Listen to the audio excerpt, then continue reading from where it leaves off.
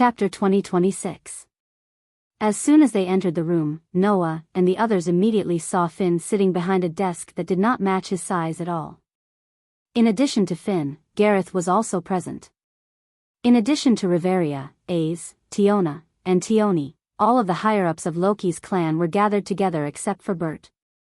This time, it's not us who's ostracizing Bert. Gareth grinned. Bert is preparing for the expedition. Later, we'll tell him what we've discussed. Everyone suddenly understood. Leafia closed the door, then shrunk into the corner and did not say a word. In such an occasion, Leafia, who was still a basic staff member, could not interrupt. Sorry for calling all of you here so early. Finn smiled at everyone. But, there's not much time left before the expedition. Yesterday, we wasted a whole day because of Noah and Loki's matter and basically threw all the work to Bert. Today, we can't be lazy anymore. Ace, Tiona, and Tioni expressed their understanding on the spot. Only Noah looked at Finn and shrugged. If that's the case, let me join in, okay? I'm not an officer of the clan, am I? Although you're not an officer of the clan, your ability is not below ours. You also have all kinds of magical means that are of extraordinary significance to our expedition this time. Riveria said so. So, we want to ask you some questions about the expedition and see how much preparation you can do. For example, don't you have some kind of space that can store items before? Gareth reminded. How big is that space? Can you help us transport supplies? For the clan who planned to go on an expedition to the unreached area of the underground city, this question was indeed of great importance. One must know that there was no convenient way to store items in this world.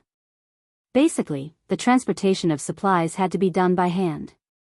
Otherwise, there would be no need for the existence of porters.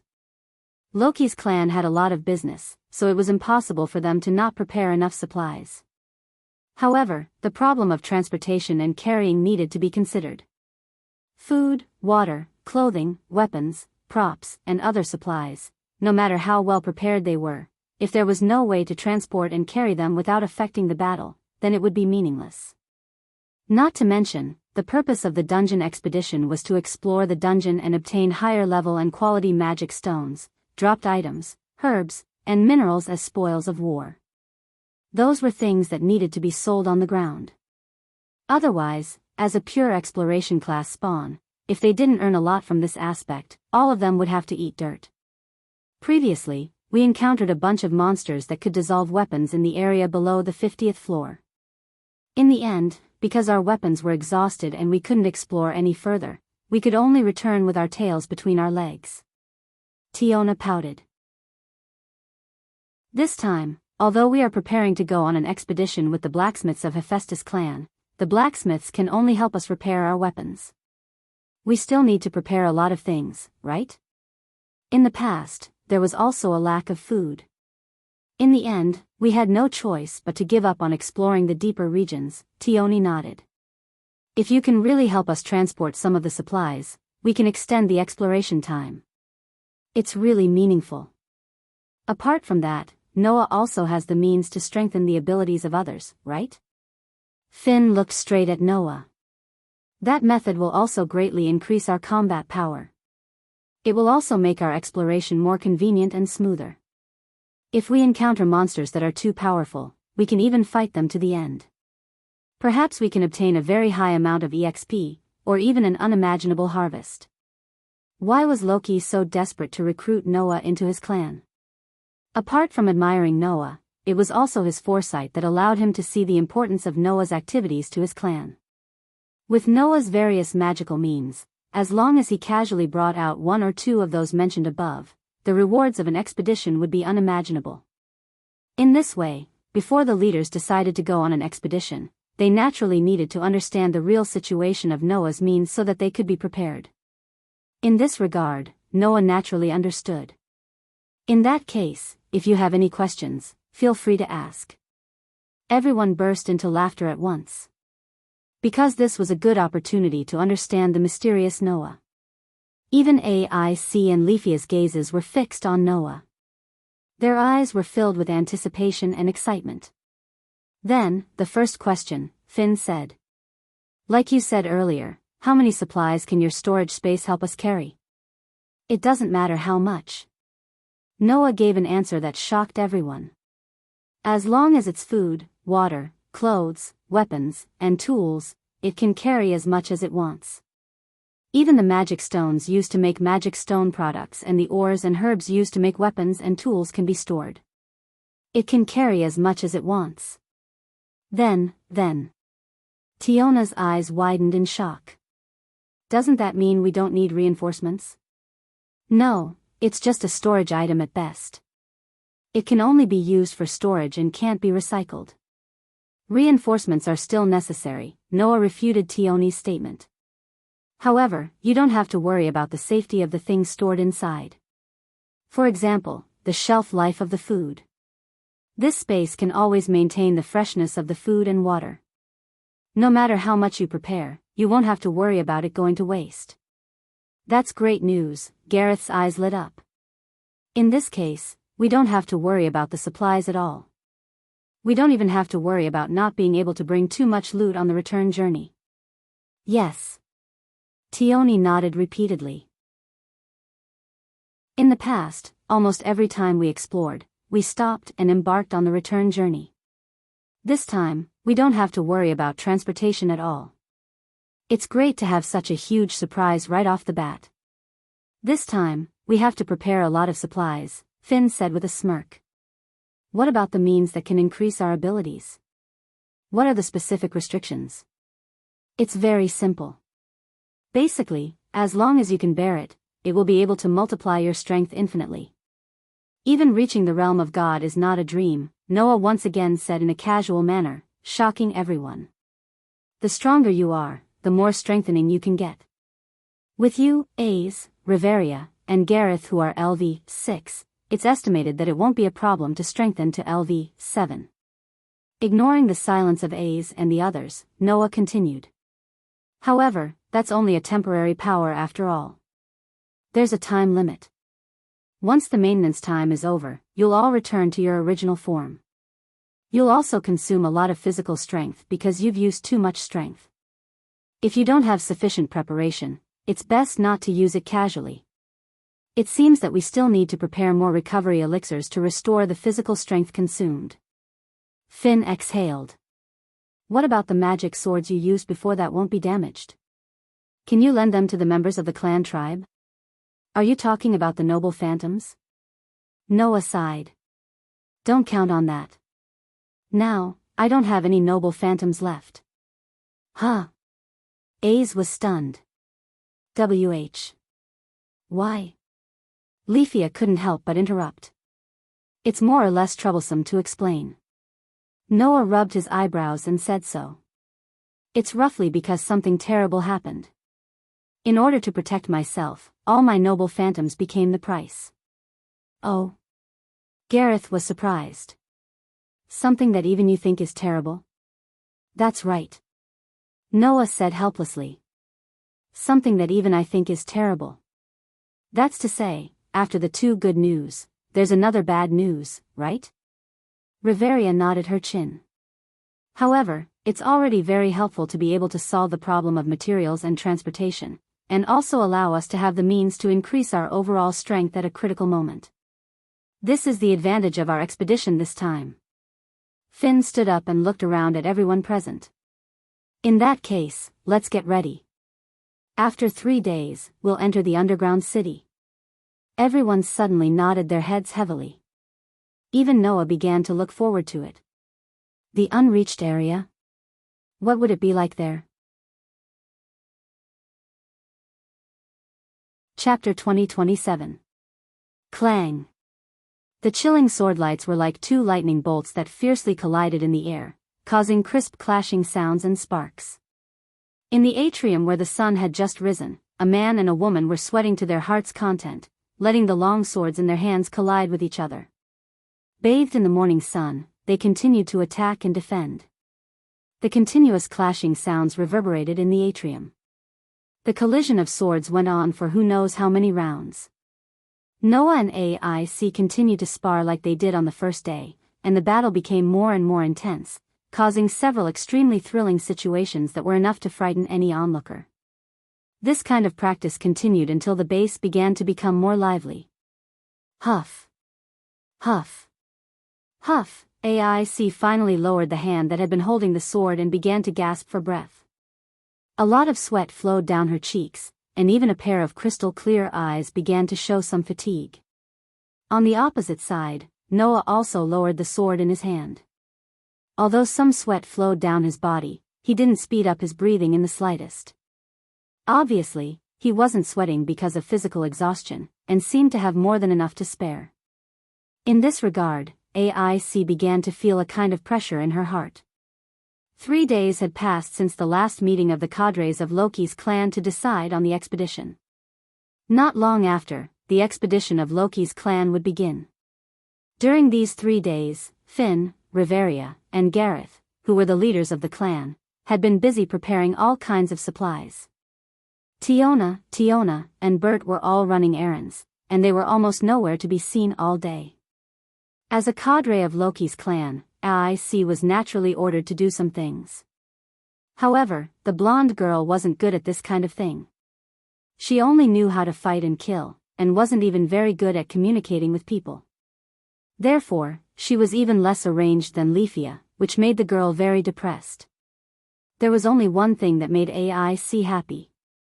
That was, during the time when Riveria began to be busy with the clan's affairs, the person who accompanied AIC to train became Noah. "I have nothing to do anyway, so I'll accompany you for a while." This was what Noah, who had changed his appearance, told AIC. AIC had to admit that although she felt sorry for Riveria, after Noah replaced Riveria as her sparring partner, not only did her training become more efficient, but she also enjoyed it. Noah was by his side. Just this fact alone made AIC very happy. Is this the so-called like? AIC, who was not an expert in matters of the heart, could only muddle her thoughts. She felt an unprecedented sense of shame in her heart. However, it did not take long for this feeling to be extinguished. For the past 3 days, Noah and AIC had been sparring. However, AIC discovered a cruel truth later on. That was, in these 3 days, AIC had never been able to make him take a single step back. She couldn't even touch the corner of his clothes. No matter how hard AIC tried, to the extent that she did not hesitate to reveal her true abilities in the sparring session, Noah was still able to deal with her attacks with ease. From the looks of it, he simply did not bring out his full strength. No, it should be said that he did not even try to be serious. Thus, AIC understood one thing. The person in front of her, there was an unbridgeable gap between them. The gap between them was too big. To Noah, this was just a sparring session. However, to AIC, in these 3 days, other than magic, she had already used everything she had, but she still could not touch Noah. She could not even make Noah take a single step back. This made AIC's muddle-headed feelings of a young girl disappear without a trace, turning into an impulse. An impulse to chase after him. The power that she pursued was right in front of her eyes. Whether it was the muddle-headed feelings or the pursuit of power, she had to chase after it. Chase after the man in front of her. Driven by her emotions, AIC took a deep breath, calmed her breathing, and raised her sword again. Seeing the flames of struggle burning in AIC's eyes, Noah could not help but laugh. "All right, let's stop here. The sky is already bright, and we have to set off soon. You should go back to your room and prepare." AIC was slightly startled, then she noticed the time and lowered the weapon in her hand in disappointment. Seeing AIC like this, Noah felt that it was really funny. Although this girl was not good at expressing her feelings, she was also not good at hiding them. Even though the changes were very subtle, but if one observed carefully, one could still see the thoughts in this blonde girl's heart from her expression and eyes. This is also the type of girl who writes everything on her face, right? Noah could not help but laugh in his heart. He stepped forward and stood in front of AIC. "Don't worry, there will be plenty of time for sparring in the future. As long as I'm still in this clan tribe, I won't mind accompanying you." Noah habitually reached out his hand and patted AIC's head. Take it one step at a time. Don't rush for instant success. If that's the case, you will definitely become stronger. Noah's words made AIC's expression soften a little. She raised her head and looked at Noah's smiling face. Even though his face was different from the one in her memory, she could still see the gentleness in his dark, deep eyes. AIC's pretty face blushed a little, but she did not resist Noah's hand at all, and smiled embarrassedly. In the sunny courtyard, the scene of a man and a woman in close contact filled the surroundings with warmth. At this moment, a gaze full of resentment was cast on Noah, and Noah paused his actions. Feeling that gaze, Noah glanced over speechlessly.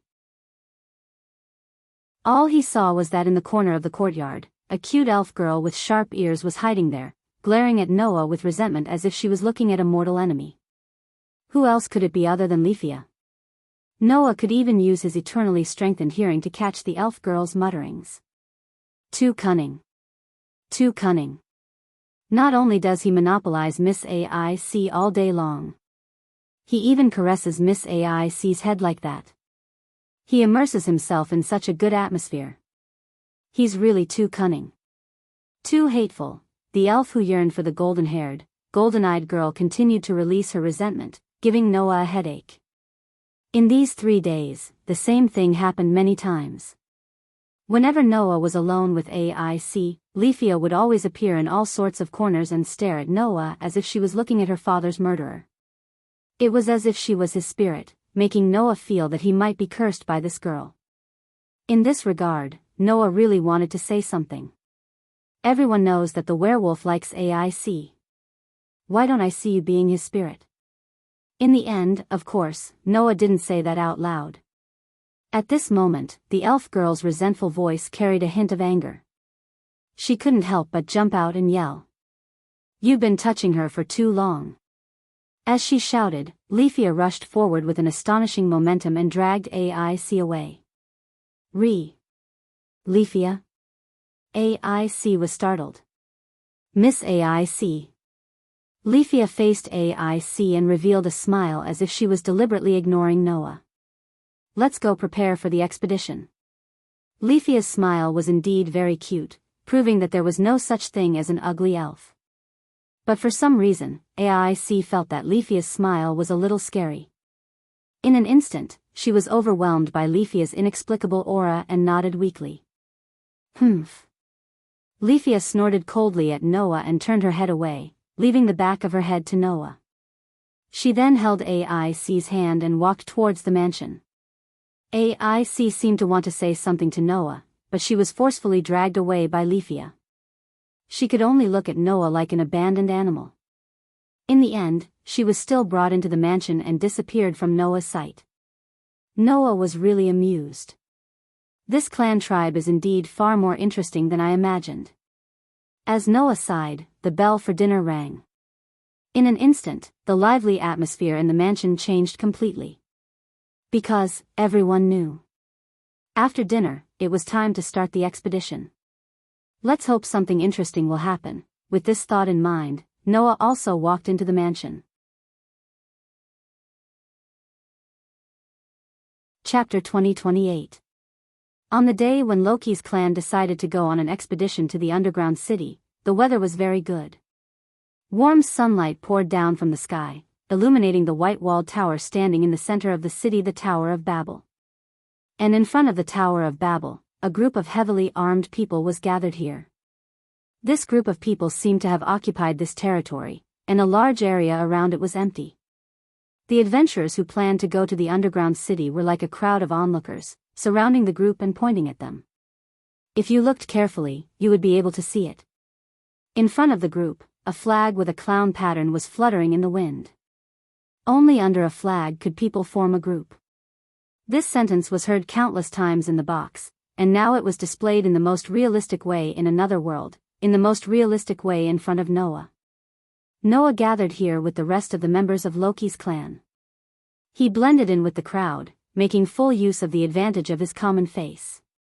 In terms of appearance alone, he did not attract anyone's attention at all. Next to Noah, Leafia, who was carrying a huge cylindrical backpack, also stood there as a supporter. Woo! Leafia seemed to be still angry with Noah, and she looked dissatisfied. Why do I have to act with Mr. Noah? Because we are all basic members?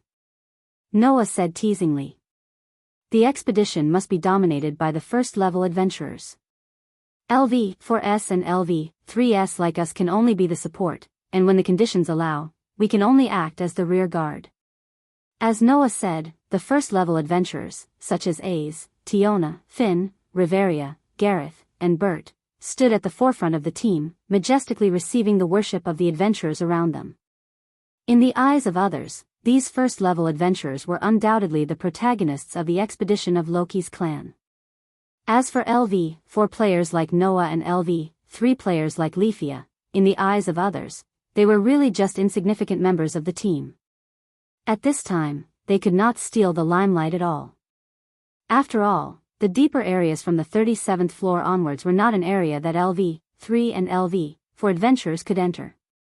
Therefore, during the expedition, the first-level adventurers were the real protagonists, and the support was the LV-3 and LV-4 members of the clan tribe. In other words, among the Loki clansmen who planned to go on an expedition to the dungeon, other than the first-level adventurers, the rest were all LV-3 and LV-4 supporters. Since that was the case, Noah and Leafia, who were also LV-3 and LV-4 respectively, naturally had nothing special about them and could only blend in with the crowd. In fact, even Noah had a huge backpack on his back. Therefore, Noah emphasized that he was only a supporting character. He was only here to gain experience, to be a bystander, and to pick up dropped items. Leafia was speechless all of a sudden. Undoubtedly, this big shot in front of her was the real trump card of the entire clan tribe. He actually carried a backpack like her and acted as a support. How could she endure it? When she thought that she could only be reduced to a support after reaching the deeper area, and this companion beside her could be used as a hidden trump card in the dungeon, Leafia's mood became extremely complicated. Rafia was looking forward to Ace's future. Of course, even if it was only a little, Leafia also hoped to catch up with Ace. However, the man beside her was the person whom she longed for, After reaching the extremely dangerous deeper area, if Miss Ace encountered danger, this man in front of her would be able to save the person she looked forward to, right? What about her? Not only would she not be able to help at that time, but she might also drag the team down, right? In fact, the same thing had happened many times before, and AIC had saved Rafia countless times. It was because of this that Leafia looked forward to Ace, hoping to stand beside this swordsman and fight side by side with her. However, at the moment, it was impossible to do that at all, right? Leafia's mood was really complicated at this thought. Under such circumstances, a voice suddenly sounded in her ears. Don't worry, as long as you have the heart to move forward bravely and never give up, you will definitely not be a burden. Leafia was slightly taken aback. She lifted her head and looked at Noah instinctively. Looking at Leafia, who was staring at him in a daze, Noah suddenly smiled. He extended his hand and rubbed Leafia's head. You are the successor of Riveria. Have some confidence in yourself. Upon hearing that, Leafia opened her mouth slightly and blushed. She jumped away and dodged Noah's hand that seemed to have magical powers. She stuttered, My name is Noah's name. You used this method to deceive Miss Ace, right? I won't fall for it. Huh? Noah stared blankly on the spot. It was not just Noah. Even his companions turned their gazes and looked at Noah and Leafia. Their expressions were strange, and they even began to whisper to each other. Is Drake really having designs on Miss Ace? After all, he's been Miss Ace's sparring partner for the past few days. How enviable. No, infuriating. That's right. In an instant, Noah went from being an unremarkable spectator to being the center of attention. Regardless of whether it was the male or female members, they all looked at Noah with hatred for a common enemy, making Noah's stomach hurt. At this moment, a loud and clear voice sounded. Everyone, pay attention. The noise in the team suddenly stopped. Everyone shut their mouths and looked forward. Under the banner of Loki's clan, the three leaders, Finn, Riveria, and Gareth, were lined up in a row, facing everyone. That serious expression made everyone feel like soldiers, and they could not help but straighten their bodies. From now on, we, Loki's clan, will embark on an expedition. Finn stood between Riveria and Gareth, and began to speak as the leader of the clan. This is not our first expedition, and I believe it won't be the last. So, like before, due to the problem of numbers, the team will first be divided into two groups. The first group will be led by Riveria, and will set off immediately. The second group will be led by Gareth and me. We'll set off in about 3 hours and head to the 18th floor of the safety floor to rendezvous. The area of the dungeon grew larger the lower one went, and the upper floors were rather crowded. In order to be able to pass smoothly, it was necessary to go in groups when carrying out a large-scale expedition. Considering that there is a floor master before the 18th floor, all the first-level adventurers will join the first group and be responsible for defeating the floor master first. After the rendezvous, we'll head to the 50th floor in one go. Finn's gaze swept across everyone present, and his voice became louder. We only have one goal, and that is the unreached floor, the 59th floor. The bold words from the leader of the clan ignited everyone's hearts slightly. The surrounding adventurers were also shocked, and their hearts were filled with longing. After all, that was a floor that no clan had reached yet. If Loki's clan could really complete the crusade on the 59th floor, the significance would definitely not be ordinary. That's right. This expedition is of great significance. Finn's tone became heavy. However, only by coming back alive can you enjoy that glory. If you die, then there's nothing. That one sentence made everyone fall into silence. Yes. Only by being alive can you enjoy glory. If you died, even if you became a hero in others' words, you would only be praised by others, and you would not be able to hear it yourself. Live on. My compatriots. Riveria's voice began to ring. Only by living on, you are the best. Gareth's heavy voice rang out as well. Our goal, in addition to reaching the unreached floor, is to have everyone survive. Finn's voice once again pierced everyone's heart. Can you do it? Everyone's heart began to surge with an impulse. Could they do it? Was there a need to ask? At this time, wasn't there only one answer? Seeing that everyone's eyes were burning with fighting spirit, Finn smiled with satisfaction. Good. Let's go. Under Finn's call, in the next second, a roar full of fighting spirit resounded through the sky. The expedition had begun.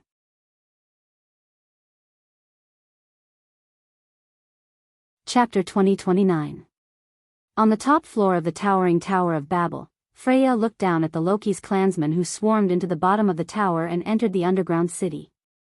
Her beautiful eyes narrowed, and a charming smile appeared on her breathtaking beauty. So, that child is hiding among Loki's clansmen? With her eyes that could look directly into the souls of those in the lower realm, Freya could clearly see her beloved among Loki's clansmen, who shone with a dazzling light. Noah's transformation could fool everyone, but he could not fool this beautiful goddess who had special eyes that could look directly into the souls of others. In front of this beautiful goddess, Noah's whereabouts were completely exposed. Loki really knows how to make use of every opportunity, Freya murmured, but the smile on her beautiful face became a little cold. It's really unpleasant. This was Freya's current mood. This feeling was not caused by the fact that her previous game had been seen through by her sweetheart, nor was it caused by the merciless warning she received.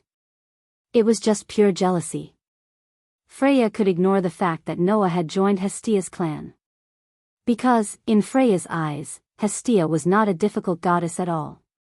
As the virgin goddess who symbolized purity, Hestia had almost no tricks up her sleeves. Even though she had the vision and experience of a god, she was not a worthy opponent for Freya, who was in charge of beauty and love and knew the love and hatred of people. So, when Noah joined Hestia's clan, Freya just smiled and let it go. However, it was different when it came to Loki's clansmen. Freya and Loki were already old acquaintances when they were in the heavens. With the status of an evil god, Loki was almost on par with Freya in terms of scheming. It was because of this that Loki and Freya's clansmen could become the kings of Uareili together. If asked which god Freya was most afraid of among all the clansmen, it was undoubtedly Loki. Moreover, Loki knew almost everything about Freya. He knew about Freya's unflattering obsession with collecting souls, and also knew about the special ability of Freya's eyes. Even if he did not know all of Freya's secrets, he had at least spied on more than half of them. If Noah joined Loki's clan, it would undoubtedly be very difficult to get Noah. Freya was very unhappy with the fact that her old enemy had gotten what she wanted the most. In the room, the rock-hard orc spoke in a deep voice. The expedition of Loki's clan has just begun. What Otto meant was that if Freya wanted to do something to Loki's clan, this was undoubtedly a good opportunity. In this regard, Freya did not hesitate to reject. Loki knows that I want that child, so he must have guessed my feelings. In other words, it was very likely that Loki was already on guard and had even made sufficient preparations. If Freya were to find trouble with Loki's clan now, she would definitely be schemed against by the evil god who once caused the gods to kill each other in the heavens. Besides, with your abilities, can you stop the child's attack while dealing with Loki's clan? Freya said in an extremely pessimistic tone. Otto, although you are brave and stand at the peak of all the adventurers in Uareili, but against all the level 1 adventurers in Loki's clan, there is absolutely no chance of winning, right? Not to mention there is still that child who is still unfathomable, isn't there? Otto was silent.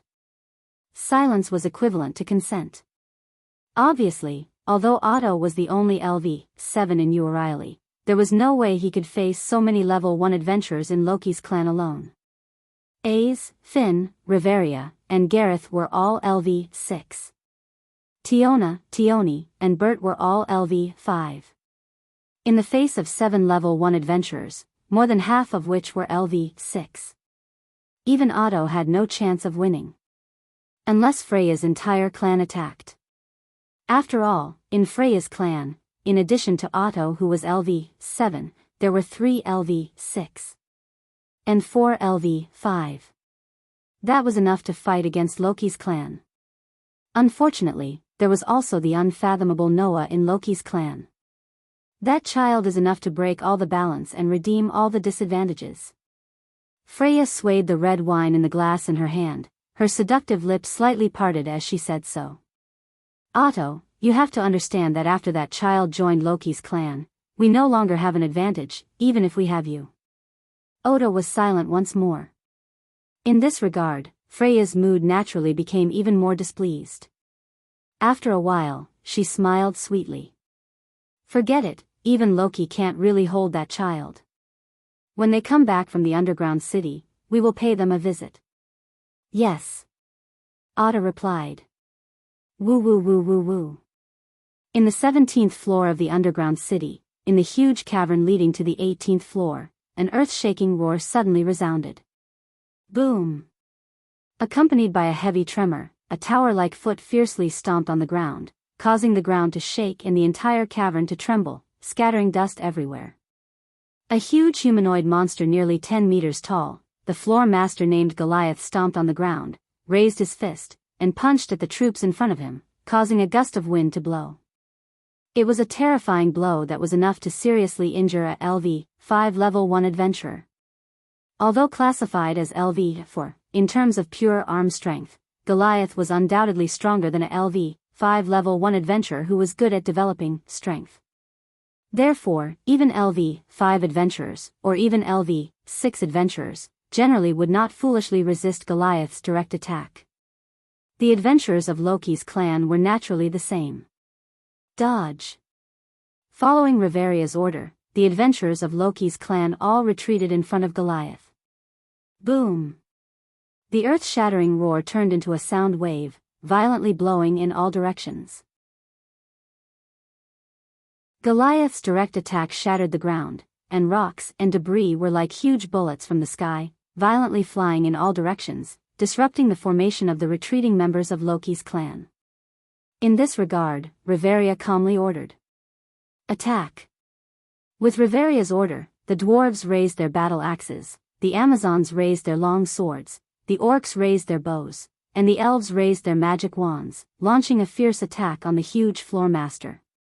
For a moment, the light of swords, the shadow of swords, the rain of arrows, and even the thunder began to appear, shrouding the huge humanoid monster, cutting its muscles and bones, piercing its skin, and even burning its dark body. The scene could be described as earth-shattering. Goliath let out a roar of pain.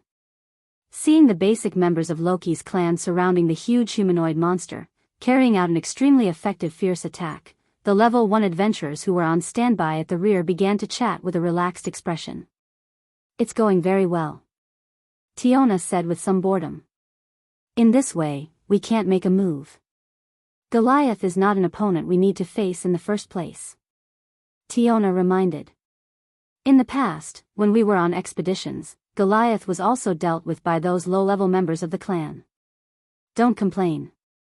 For level 1 adventurers, Goliath was not a difficult opponent, and even if they defeated it, it would not give any experience points worth mentioning. Therefore, generally, during expeditions, monsters like Goliath's level were dealt with by those LV3 and LV4 members to accumulate experience points and improve their strength. For level 1 adventurers, the experience points were not a big deal, but for LV3 and LV4 adventurers, it was much more valuable. At this time, kill stealing was absolutely immoral. Finn arranged for the level 1 adventurers to be in the vanguard, mainly to deal with unexpected situations. Once there was danger, they could not care so much, and the level 1 adventurers on standby would all rush over. Because of this, while Tiona and Tiona were chatting, Riveria had been giving orders, and Aze was also paying attention to the situation in front of them, ready to rescue at any time. Only Bert, with a look of displeasure, shouted at the person next to him. What are you standing there for? You go too. The person who was shouted at by Bert was Noah.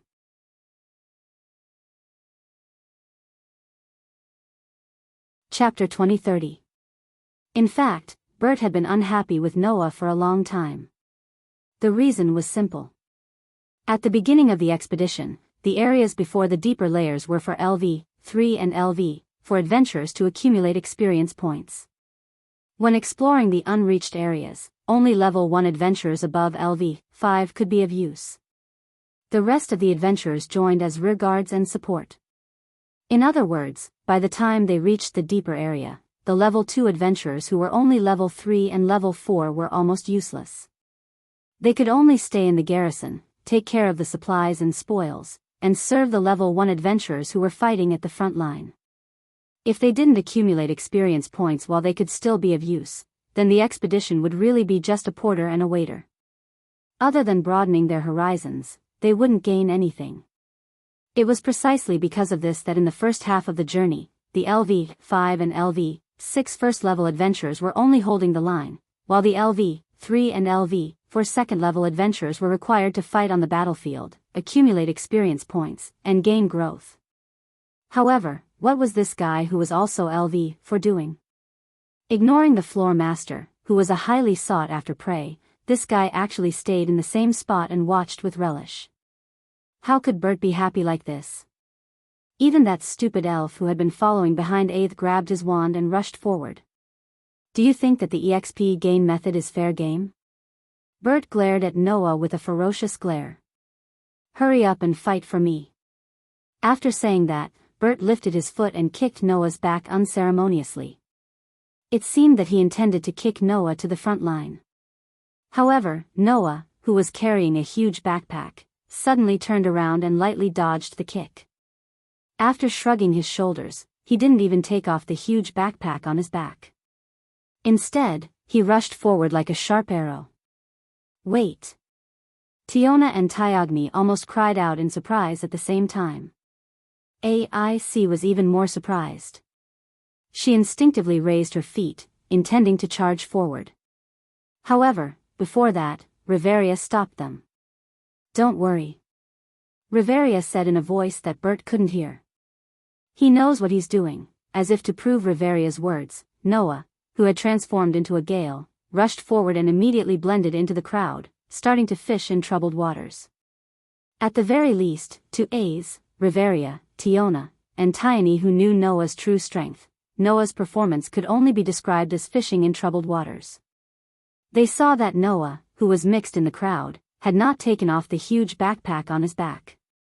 His hands tightly grasped the shoulder straps of the backpack on his back, but his feet moved like shadows, shuttling quickly through the battlefield. Sometimes, he was like a breeze that came and went as he pleased. His figure suddenly flickered as he dodged Goliath's fist that was as heavy as a meteor. Sometimes, he was like a whirlwind that swept away thousands of troops, flashing back and forth around Goliath with extreme agility. Goliath was dizzy from the spinning and could not catch up with the lightning-fast little rascal at all. Sometimes, he was like a thunderstorm, rushing forward like a chariot, kicking out strong and powerful kicks that landed heavily on Goliath's toes. Goliath could not help but kneel on one knee as he was attacked head-on by the surrounding members of the Loki clan. Sometimes, he was like a reckless and willful typhoon, flying up recklessly. In the midst of Goliath's roar, he threw out a series of kicks like a storm. Amidst the thud-thud-thud sounds of heavy blows, Goliath howled in pain again and again as he retreated violently. If Noah wanted to, he could definitely finish off a floor master of Goliath's level in an instant. However, Noah did not do so. Instead, like a LV, for adventure with some strength, he was active at the forefront and launched a fierce attack on Goliath with his surrounding clan members. Riveria was right. Noah did have a sense of propriety. His performance was not too shocking, but he was unusually active, which made his companions in the clan feel refreshed and began to attack heavily. The following battle situation was completely one-sided. Although Noah's addition did not show any abnormalities beyond his level, he had fully displayed the strength of a LV, for level. Looking at Noah's dazzling kicks, Bert raised his eyebrows and was speechless. That kid, recently, the news that Noah had become AIC's sparring partner had spread throughout the entire Loki clan. So, Bert had always thought that Noah should have decent sword skills. Who would have thought that this guy would actually use kicking skills? That was the werewolf Bert's proud skill. "How is it, Bert?" Tiona deliberately asked as if she was looking for trouble. "How's little Drake's kicking skills compared to yours?" "What do you mean?" Bert said in disdain. "You're not going to say that the little guy's kicking skills are better than mine, are you?" As an adventurer who relied on his feet to make a living, Bert's fighting style was relatively rare in the entire Eulalia. Although Bert was only LV5, in terms of kicking skills, no one in the entire Eulalia could beat him. The kicking skills that Noah was using now seemed very dazzling, but in Bert's eyes, it was just an amateur. You don't use a good sword, but you use a kicking skill that you're not good at. You're really a little guy who likes to play to the gallery. Bert's words were still rude and merciless. That kind of guy, I really don't understand the point of you guys hanging around to have fun. You really don't have anything nice to say about a werewolf who likes to offend people. Tiona stuck her tongue out at Bert. I think you're just jealous that he can have fun with AIC every morning, right? Who's jealous of that little guy? Bert's voice became louder. Stop spreading rumors, you bastard Amazon. You're scolding me too. Tiona raised her eyebrows and began to expose. Don't think that I don't know, Bert. When Drake and AIC are doing morning exercises, don't you secretly hide in the sky corridor to watch? And you're still saying that you're not jealous? Bert's face twisted. It was an expression that would only appear when someone was poked at a sore spot. In response, Tiona giggled and delivered the final blow. Besides, AIC likes little brother Noah, not you annoying werewolf. Ooh ooh ooh ooh. Bert let out a painful howl as if he had suffered a heavy blow. He clutched his chest and almost fell down. That painful howl almost overlapped with Goliath's mournful cry before his death. Kaboom! In the deafening sound of falling to the ground, Goliath, the floor master, slammed heavily on the ground and finally lost his life. The adventurers of Loki's clan cheered and jumped for joy. They were happy to have defeated the floor master. Noah, who was mixed in the crowd, looked at Leafia, whose breathing had quickened. He met Leafia's gaze and smiled mockingly at the elven girl. Leafia's pretty face instantly turned red and she quickly averted her gaze. Then, as if she felt that she couldn't take it anymore, she glared back at him with hatred. This cute reaction made Noah burst into laughter. He carried his backpack and quickly dodged to the side. Tiona moved closer to AIC and snickered when they saw this scene. AIC, don't you feel that little brother's relationship with Leafia seems to have improved? If you don't work harder, your sweetheart will be snatched away by Leafia. AIC's pretty face blushed fiercely. It was rare for her to glare at her two friends of the same sex, causing them to scream and laugh as they ran away. As for Bert, he was still immersed in his injuries and couldn't extricate himself. Looking at the rather joyous scene, Riveria shook her head helplessly and raised her voice to give out orders again. Okay, hurry up and collect the magic stones of the floor master. If there are any dropped items, collect them too. The magic stones and dropped items from the floor master can be sold for a considerable price. Everyone responded and began to pack up. Noah once again mixed in with the crowd. While fooling around with Leafia, he acted like an ordinary member of the clan and acted as a supporter. Looking at Noah, who blended into the crowd and mingled with everyone, in the distance, AIC couldn't help but feel envious. In fact, AIC also wanted to get along happily with Noah.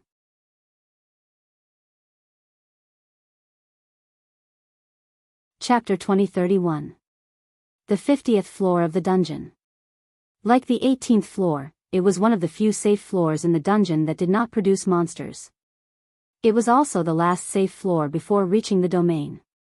Unfortunately, although they were both safe floors, there was a decisive difference between the 18th floor and the 50th floor. There were two differences. One was the environment. If the 18th floor was like a beautiful paradise, then the 50th floor was a lifeless land of death. The ground here was gray. The trees here were gray. The rock walls here were gray. Even the river here had an unflattering green color. Even if the water here was poisonous, no one would doubt it. On the high ceiling, huge stalactites flickered with a faint phosphorescent light, providing the only light source on this floor. Compared to the 18th floor, which was like a paradise on Earth, there was no doubt that the 50th floor's environment could be described as harsh. It gave people a feeling that this was the environment that the dungeon should have. Another difference was the atmosphere. As the first safe floor of the dungeon, the 18th floor belonged to the middle area.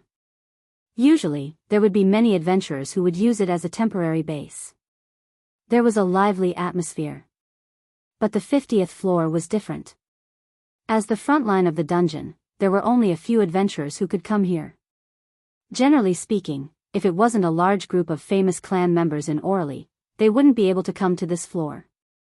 Therefore, although the 50th floor didn't have a town like the 18th floor, which planned to extort adventurers all day long, it could almost be said that no one would enter this place often. With these two decisive factors, the 50th floor was almost dead silent. There was no sign of life. And under such circumstances, at this moment, the Rosai clan members were camping in a corner. It was a huge rock that extended from the rock wall. It was easy to defend and difficult to attack. It could see the strange gray forest in the 50th floor at a glance. The Loki clan members who had just arrived on this floor were in a lively atmosphere that did not fit in with the surroundings. They set up tents, lit bonfires, and even hung magic stone lamps in front of the tents to illuminate the space that lacked light. The noise was constantly ringing. The clamor continued to reverberate. The members of Loki's clan walked back and forth, bustling in and out, and even shouting loudly. It could be said to be lively. Amidst the ruckus, a group of guild members continued to move in and out of a tent that was set up right in the middle of the campsite. It was clearly much bigger than the other tents. Seeing the members coming in and out, many of the members who were setting up camp had strange and bewildered expressions on their faces. This was because every time the members who entered and left the tent, they would enter empty-handed. When they came out, they would push large metal chests and take out various kinds of supplies and distribute them to everyone present. Among those resources, there was food, water, clothing, weapons, as well as various items. If all these materials were added together, even if they were stored in metal boxes, it would be enough to burst the tent. However, in the tent, the members were still busy going in and out. Every time, they would go in empty-handed, but when they came out, they would have a batch of supplies in their hands. It was as if they had walked into another world, making them feel very strange. What kind of trick is Captain and the others playing? They can actually make so many supplies come out of that tent. No wonder no one brought any supplies when they set off. Their backpacks were either filled with camping equipment or empty. If this continues, then we don't have to worry about running out of food like before, and have to kneel on the way back. How did Captain and the others do it? The members of the entire campsite began to discuss. It seemed to be much livelier than during the previous expedition. Among them, a young cat girl curiously asked Leafia, who was also busy next to her. "Hey, Leafia, you seem to have a good relationship with the officers. Do you know how Captain and the others did it?" "No. I don't know." Leafia laughed dryly. Maybe there's a powerful figure who's helping them behind the scenes?" "Is that so?" The young cat girl pursed her lips. Clearly, she didn't choose to believe it. Leafia couldn't help but mutter to herself as she looked at the cat-human girl. "I'm telling the truth. You're the one who doesn't believe me." While the members outside were amazed, Noah raised the dark golden card in the tent and aimed it at the ground in front of him. Clank! In a dazzling flash, metal boxes filled with all kinds of supplies were taken out of the gift card and arranged neatly in front of everyone. "Okay," Finn ordered skillfully. "Another batch of people come in." Under Finn's command, a few members of the grassroots level entered the tent and looked at the neatly arranged boxes with indescribable expressions. After all, this was the 4th time they had come in. Undoubtedly, they had just moved the supplies out of the tent, but every time they came in, a new batch of supplies would appear out of thin air and be placed in their original positions. This magical scene filled everyone's heart with bewilderment and curiosity. As for Bert, who had watched from the beginning to the end, he couldn't help but be speechless. "What's with that card? How is it?" "It's amazing, isn't it?" Tiona puffed out her chest with a smug look on her face as if she was showing off. "Now you know why we value little brother Drake so much, right? He has such a miraculous method, you know. In other words, he's just a porter." Bert pursed his lips. "Lame." Bert's words angered Tiona, and she started quarreling with Bert.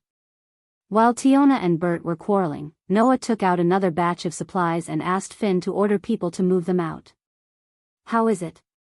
Do you still want to continue?" Noah asked in a bored manner.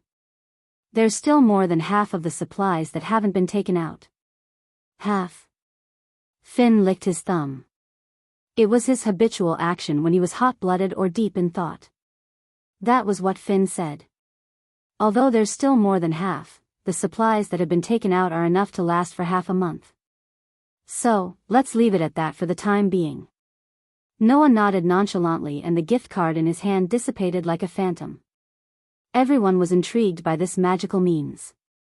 However, before they could ask any questions, Finn began to give out orders. "All right, the camp should be more or less set up. Let's gather outside and prepare for the pre-strategy meeting." Everyone's attention was instantly diverted as they nodded one after another. Since the 50th floor didn't have the same crystal light source as the 18th floor, there was no distinction between day and night. The people of Loki's clan could only rely on a pocket watch to check the time. After dinner, they gathered in front of the campfire and began the pre-strategy meeting. So, around the campfire, the first-level adventurers sat down around the fire, and the rest of the people gathered around the cadre sitting in front of the campfire and listened carefully. Immediately, Finn began to speak. As before, starting from the 51st floor, the first-level adventurers will form an elite team with several supporters to explore, and the rest will stay in the camp. There was no surprise in everyone's expression. Starting from the 51st floor, even the supporters must have a certain ability, otherwise, it would be suicide. This was originally the exploration area of the first-level adventurers. If a large number of LV-3 and LV-4 second-level adventurers flooded into the lower floors, it would not only affect the speed of the march, but it would even increase the probability of accidents. At that time, they would have to trouble the first-level adventurers to protect them. The loss outweighed the gain. Therefore, in every expedition, the majority of Loki's clan would stay in the camp on the 50th floor, and the rest of the elite would form a team to go to the unreached area. This time, we have fewer scruples than before. We don't have to worry about materials and supplies, so we will use the most elite team to attack, Finn said. Those who are named by me, all sit in front of me.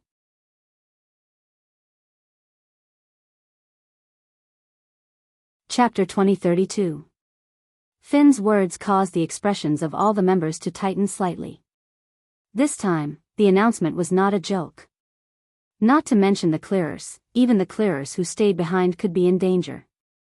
In the last expedition, the monsters on the 51st floor attacked the 50th floor, and the camp was almost destroyed. If it wasn't for the fact that Riveria, LV-6 who was left in the camp to command, and AIC's group had returned in time to repel the monsters, the destruction of supplies was a small matter, but a large number of sacrifices would be a big deal. This time, Finn was going to send out all the elites, which meant that there would be no level 1 adventurers left in the camp. Once a large number of monsters rushed to the safety floor and attacked the camp, the probability of total annihilation was almost half. Therefore, no one would underestimate this deployment. If even the clearers who stayed behind were in danger, then the troops who went to the unreached area would be in even more danger. In the face of this deployment that was directly related to life and death, everyone could not help but be on tenterhooks. Even the level 1 adventurers were afraid. Even so, Finn still started to mix the ingredients with a calm expression.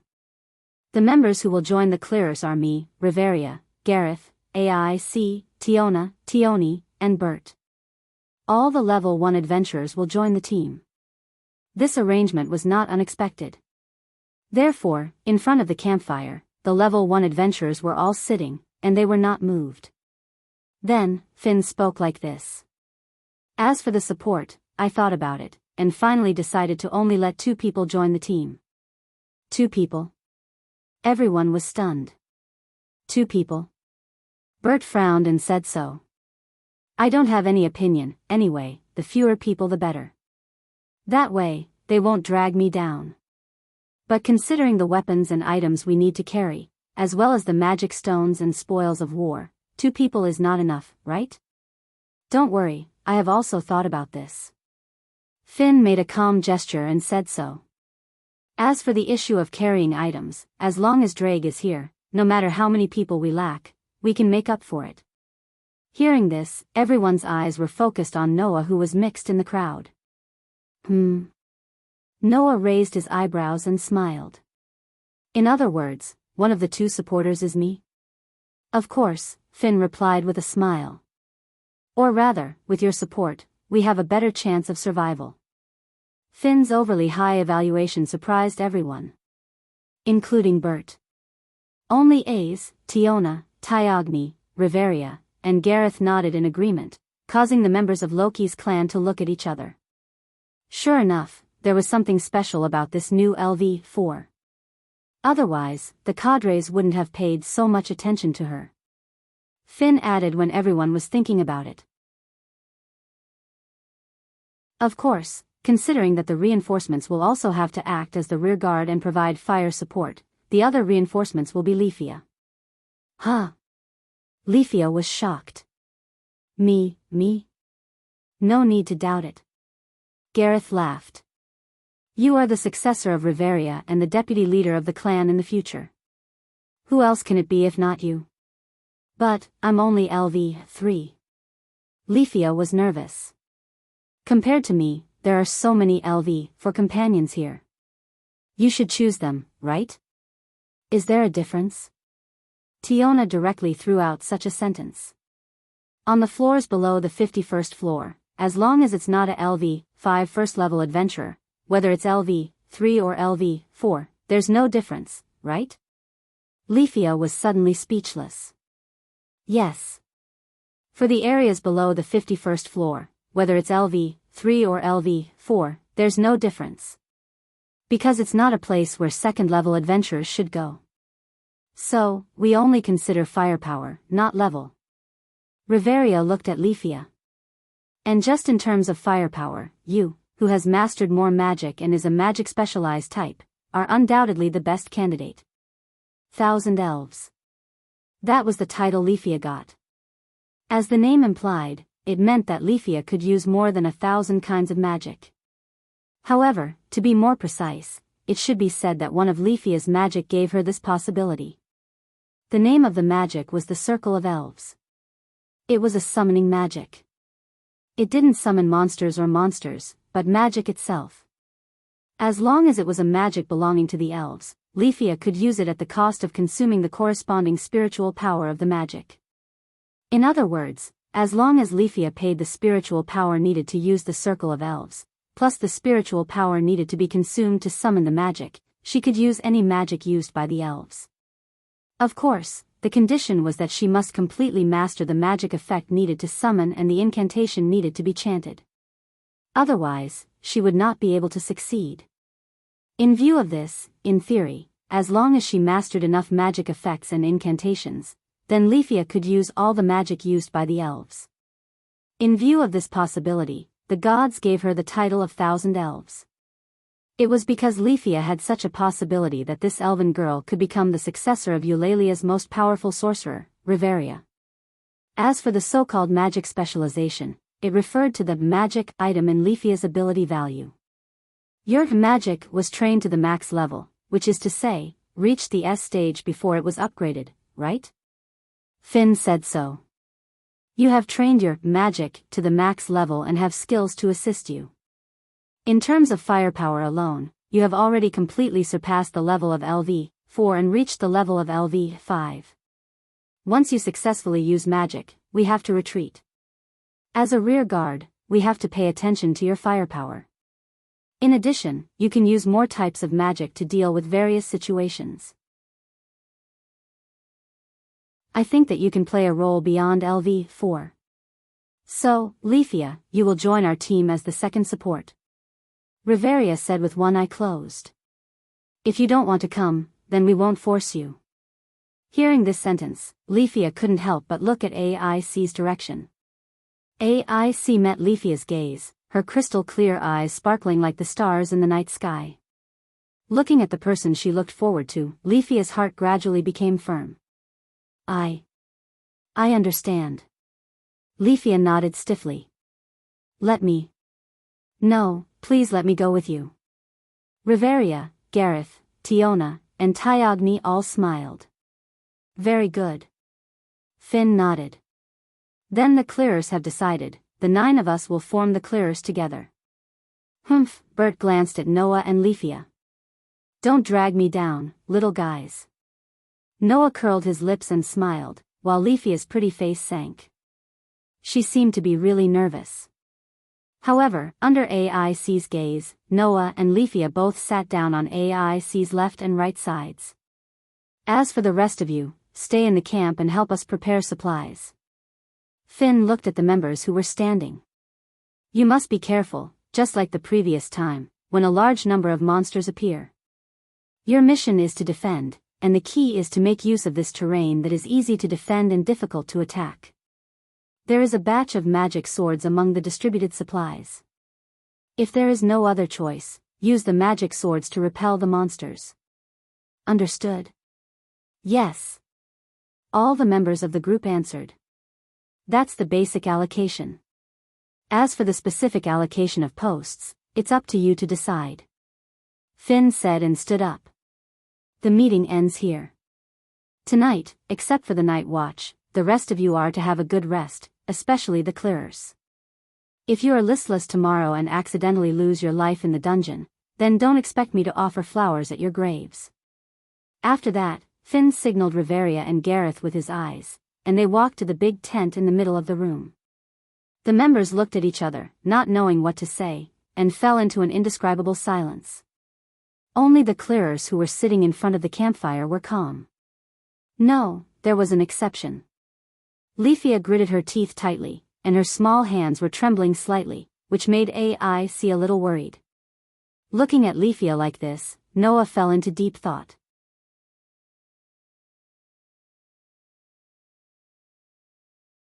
Chapter 2033. In the campsite on the 50th floor of the underground city, the noise gradually began to subside. The night patrol personnel were armed and stationed in every corner of the campsite. The personnel who didn't need to watch the night all laid down in their respective tents and prepared to rest. The bonfire burned slowly, bringing some warmth and illuminating the entire campsite. Under such circumstances, Noah slowly walked out of the tent and came to the edge of the huge rock where Loki's family camped. He stood on the steep cliff and looked into the distance. What entered Noah's eyes was a gray land and forest. However, Noah directly jumped over the monotonous land and forest and looked at the end of the 50th floor. There, on the thick rock wall, a seemingly bottomless hole appeared in the air, as if it led to hell. It was so dark that it seemed to be able to suck people in, causing fear in people. However, the place that looked like the entrance to hell was the destination of Noah's group tomorrow. The entrance to the 51st floor? It wasn't that Noah hadn't been to the 51st floor before.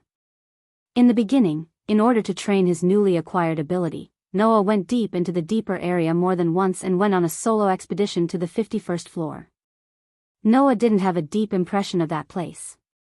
He had never seen a new type of monster that could dissolve weapons as mentioned by AIC and the others, nor had he encountered any special danger. Therefore, the 51st floor only gave Noah the impression that it was too big and messy. Because, starting from the 51st floor to the 57th floor, the terrain began to become more complicated. It was a real labyrinth. Even with a map, if one wasn't careful, it was still possible to get lost and not find the way back up. For this kind of real labyrinth terrain, Noah had suffered before. In the end, he relied on the many magical items in the treasury to return to the 50th floor and return to the surface. In other words, the deepest area Noah had been to was the 51st floor. And the unreached area is the 59th floor, Noah muttered to himself. It seems that we can go deeper this time.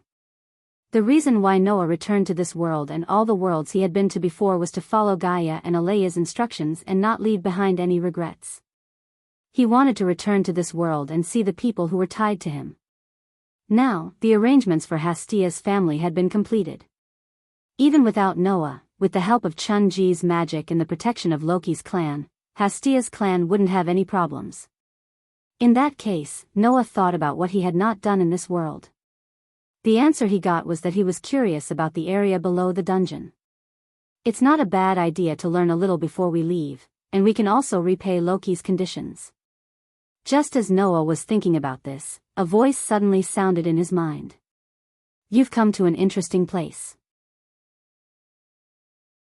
Hearing this voice, Noah was first stunned, then his heart moved, and he blurted out. Drager? The person who spoke was Delegu. Are you finally willing to speak? Noah said angrily. I thought you would become a taciturn gourd from now on. Since Noah left the world of Demon High School and returned to Between Worlds, Delegu was in a complete mess. Unlike Aster and Athena, who had peeked into Noah's memories and inner thoughts, knew all of Noah's secrets, and had a full understanding of Noah, Delegu didn't know about Noah's true identity and the real background of the various worlds.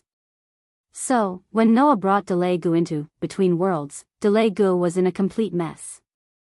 After Noah explained it, he couldn't speak anymore. Noah thought that Delegu was digesting too much information, so he didn't disturb him. Who knew that this silence made Delegu silent until now? In this regard, Delegu just bitterly smiled. I just want to observe this so-called new world through your eyes. Observe? Noah scratched his cheek. Since when did you start acting like this? You don't look like a dragon like Klon Kovacs, right? But the so-called dragon is such a simple creature. Delegu answered without hesitation. When I feel like fighting, I'll fight. When I feel like killing, I'll kill. When I feel like observing, I'll observe wholeheartedly. In the past, Orpheus had always been observing the flow of the world while Klon Kovac observed the existence of dragons. Compared to them, I'm considered better, right? Is that so? Noah curled his lips. Then did you observe anything? I can only say that it's unbelievable. Delegu sighed. I've seen a lot of gods in this world in my original world, but here they have become completely different existences. It's really unbelievable. For example, in the world of Demon High, Loki was the Prince Charming. In order to stop the peace talks in Northern Europe, he even brought Fenrir out. In the end, not only did he return empty-handed, even his most capable son, Fenrir, was taken in by Wally. It was not worth the loss. But in this world, Loki was a goddess. For Delegu, who had never been to a different world, this might be a novel experience. However, after living for so many years, I thought that I had a good understanding of the world. But suddenly, such a new world appeared. In addition, there are many other worlds that I don't know about. These unknowns are stimulating my instincts. Delegu suddenly laughed. If I still had a body, I would definitely make a scene, right? The adventurers in this world are like you now. They are attracted by the unknowns of the underground city, so they constantly challenge this underground maze and even risk their lives. For example, the clan I'm in now. Noah smiled slightly and looked at the big hole in the distance again. Although I'm not that persistent, my curiosity is still slightly aroused. Then let's give it a try, Drake said. Anyway, with your ability, there's no world that you can't break through. Is that so? Noah also smiled. But, I think so too. Then let me look forward to your performance, partner. Delegu laughed out loud. I also want to continue to observe this interesting world. For Delegu, who had lost his body and the meaning of existence was to provide power for the host, regaining something he wanted to do should make his mood a little excited. By the way, Orpheus and Lilith seem to have been observing this world through your eyes, Delegu said. Compared to the dragon, me, who only finds it interesting and observant, those two gods don't seem to care about anything. In fact, as long as it's something related to you, it will become a factor that will trigger their emotions. Noah nodded and gazed at the entrance to the 51st floor. His pitch-black eyes glinted slightly, then he turned around and walked towards his tent. But halfway through, Noah suddenly recalled something and stopped in his tracks. After pondering for a while, Noah sighed. Let's go take a look. After saying that, Noah turned in another direction and walked in the direction of another tent. Before long, Noah arrived at his destination. But, in front of the tent, a few young ladies had already arrived. Tiona exclaimed in surprise. Little brother? Why are you here? Tiona and Tiona appeared in front of the tent and were about to enter. Tiona didn't seem to expect Noah to come here and was a little surprised. Cast a puzzled look at Noah. Under the gazes of the three young ladies, Noah laughed. It seems that our goal is the same. Tiona and Tiona exchanged glances with each other, and then all of them burst into laughter. At this moment, a few more voices sounded. Everyone is here. Even Noah is here. It seems that everyone has the same thought. Along with these words, Finn, Riveria, and Gareth, the three leaders of the clan tribe, appeared. Perhaps because the owner of the tent heard the commotion outside, the owner of the tent came out. Leafia was a little confused. Why is everyone here? The owner of the tent was Leafia.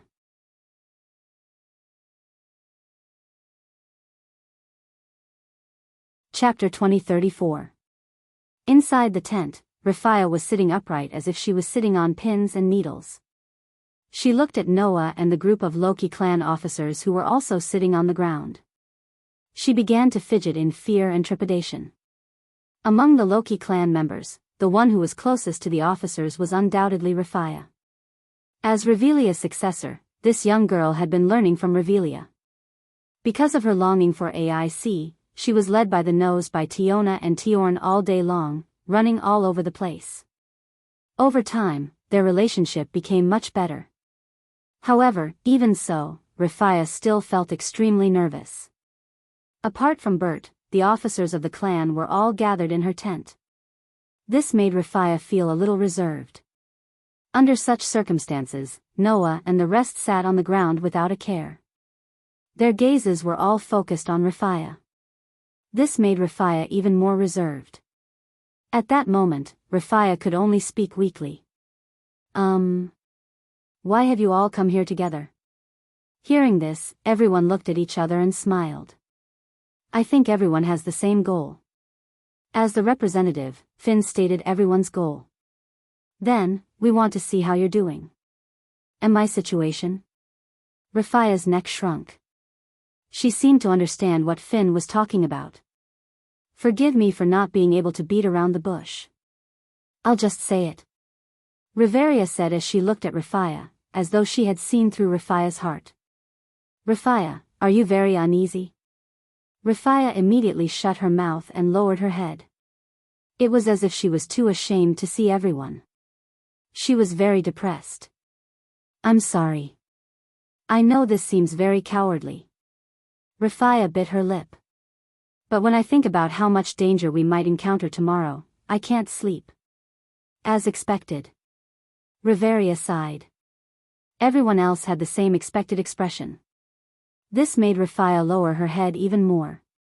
Undoubtedly, everyone looked calm and composed. She was the only one who felt uneasy. This made Rafia realize how cowardly she was.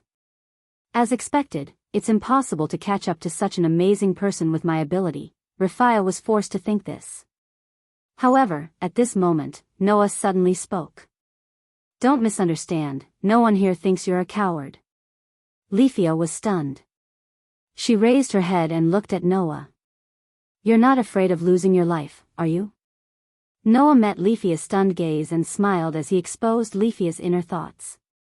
You're just afraid of dragging everyone down, right? He hit the bullseye. Noah's words were the real reason for the excessive unease in Leafia's heart. Is that so? Tiona was a little surprised. Leafia, so that's what you've been thinking all along?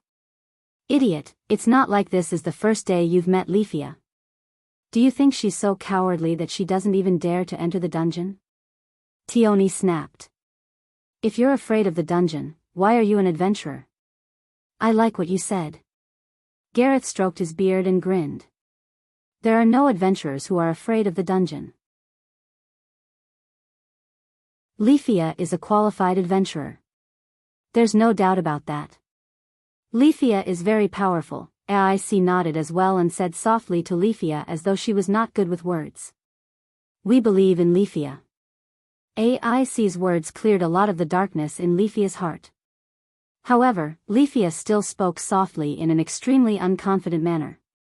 But, we're all first-level adventurers, and I'm the only second-level adventurer. Is it really good to choose me to join the team? That's where you're wrong. Noah shrugged. I'm also a second-level adventurer. Can I be compared to Mr. Noah? Leafia glared at Noah. Although your level is only LV4, your true strength is very strong. Level doesn't mean anything at all.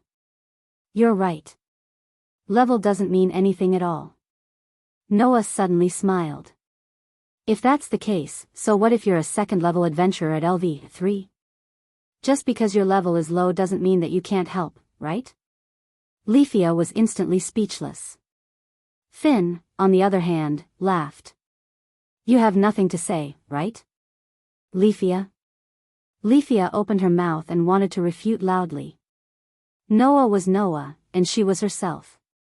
However, that would not be humility, but extreme lack of confidence. After all, the best example was right in front of her. Looking at the speechless Leafia, the corners of Noah's lips curled up slightly as he gave her a seemingly kind reminder. Or are you admitting that you're not as good as me? AIC will be very disappointed, right? The uneasiness in Leafia's heart instantly turned into anger. On the contrary, AIC spoke blankly. No, I won't. Before she could finish her sentence, Leafia loudly interrupted AIC. I I won't lose to Mr. Noah. There was no longer a trace of nervousness and uneasiness on Lefia's face. With an astonishing aura, she approached AIC. Miss AIC, please believe me. I won't be a burden to everyone. I'll prove that I won't lose to Mr. Noah. AIC was startled by Lefia's approach and did not know what to say for a moment. When the others saw this scene, they looked at each other and smiled bitterly. Lefia's changed so quickly. Tiona, is this the purpose of this young man? Tiona, what a good provocation. Finn. Lefia, that child, really has an unusual attachment to AIC. Riveria, ha ha ha ha. Isn't this great? Gareth, under the teasing of the others, Lefia seemed to have realized what she had done. Her whole face suddenly turned red as if it was on fire. She almost fainted because of the shame. Amidst the joyous atmosphere, Finn clapped his hands and attracted everyone's attention. Looks like everyone won't be able to sleep for a while. Why don't we just talk about something before we go to sleep? Okay. Tiona was the first to raise her hand in agreement. Anyway, there's still a long time before dawn. We can rest for a while and recover our energy and strength. This is also a way to improve our relationship, right? Gareth nodded. If we understand each other well enough, then we can improve our tacit understanding and cooperation during battle. Not bad, I agree too. But what should we talk about? Riveria did not seem to have any intention of objecting. She sat there with her arms crossed. We've been together for a long time. Our tacit understanding and cooperation are sufficient. Even if we have secrets in our hearts, we can't use them as material to talk about in this situation, right? So, is there anything we need to talk about that we don't know yet? Tioni murmured in a troubled manner. For example, who do we still have questions to ask? As soon as he finished speaking, the whole place suddenly fell silent. In the next second, everyone's gaze turned to one person. Noah's mouth twitched slightly. Under everyone's gazes, Noah was speechless as he spoke. What are you guys trying to do? Hearing this, everyone laughed. Don't you think we have a lot of questions that we want you to answer? Finn licked his thumb.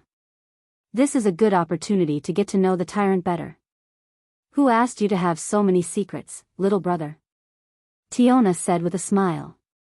I'm curious. Last time, you managed to escape on the 18th floor. A smile appeared on Tyogni's face. You can't escape this time, right? Riveria and Gareth also showed a very interested look. Lefia also forgot all her troubles and looked at Noah curiously. As for AIC, her eyes were sparkling as if she had found her life's goal. She stared at Noah closely, causing Noah to feel a chill down his spine.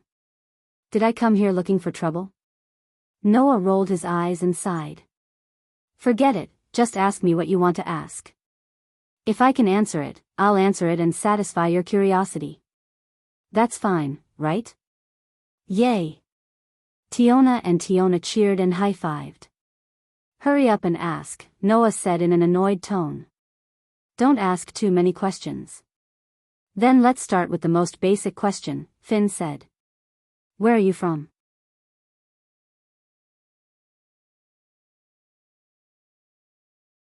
Chapter 2035. If one wanted to know more about a person, the first thing they needed to know was where they were born. You're not a native of Eulalie, right? Finn said with certainty. If there's someone like you in Eulalie, it's impossible for you to not be famous until a few months ago. Both Riveria and Gareth nodded.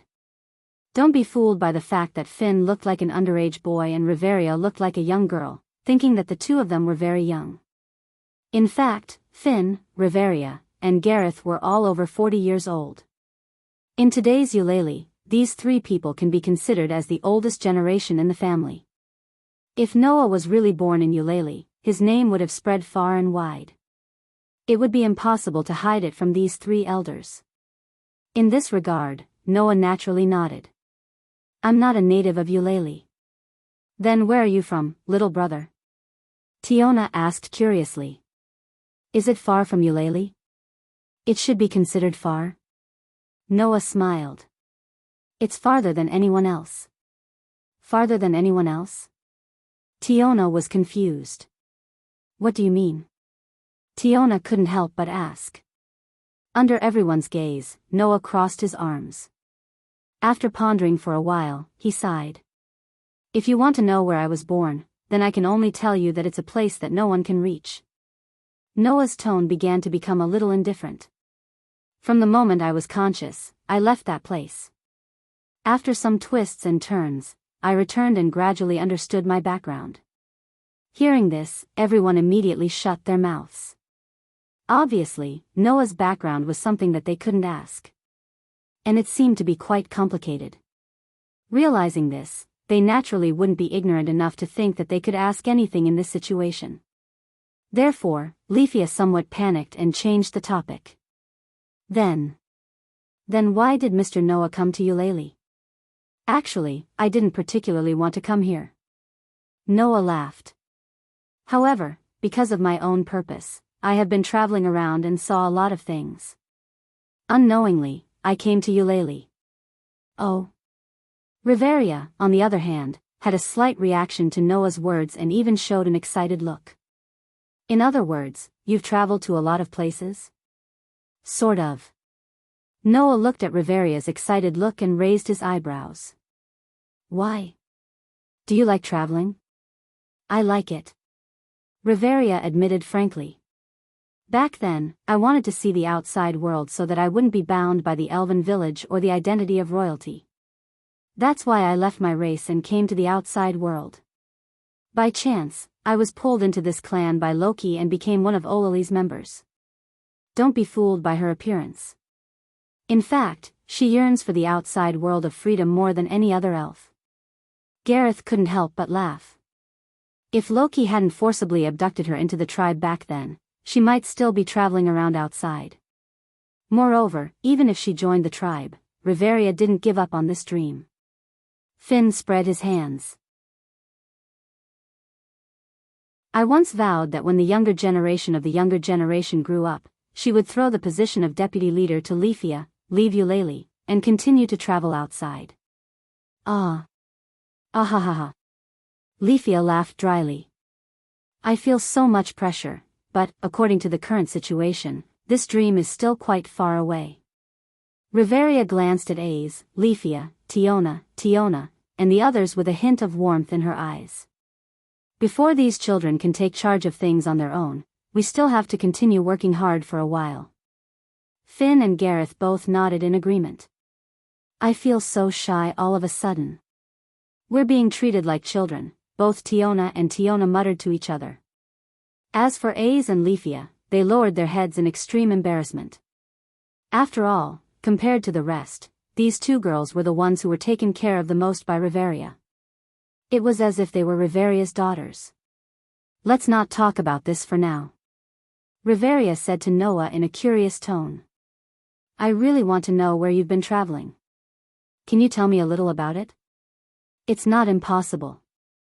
Noah scratched his cheek. It's just that after knowing, you may suffer a great mental shock. This statement did not cause any fear in the group at all. Rather, the more Noah said this, the more curious Aze and the others became. Under the curious gaze of everyone, Noah smiled bitterly. Then I'll tell you a little bit. While muttering to himself, Noah began to search through the memories in his mind. Without revealing anything related to Between Worlds, he began to tell his story. This night, Noah told a lot of things about the worlds he had been to.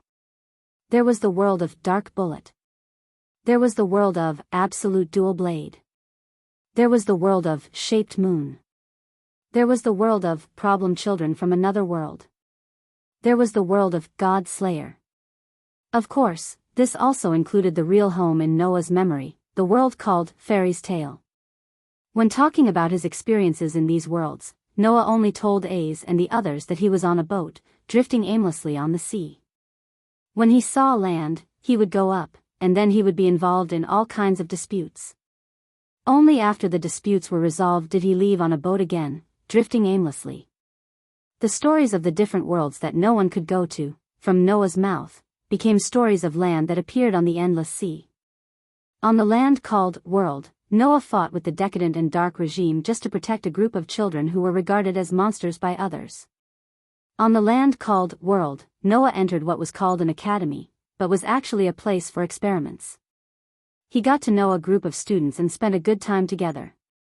On the land called world, Noah encountered humans who could learn innate magic and were called magicians.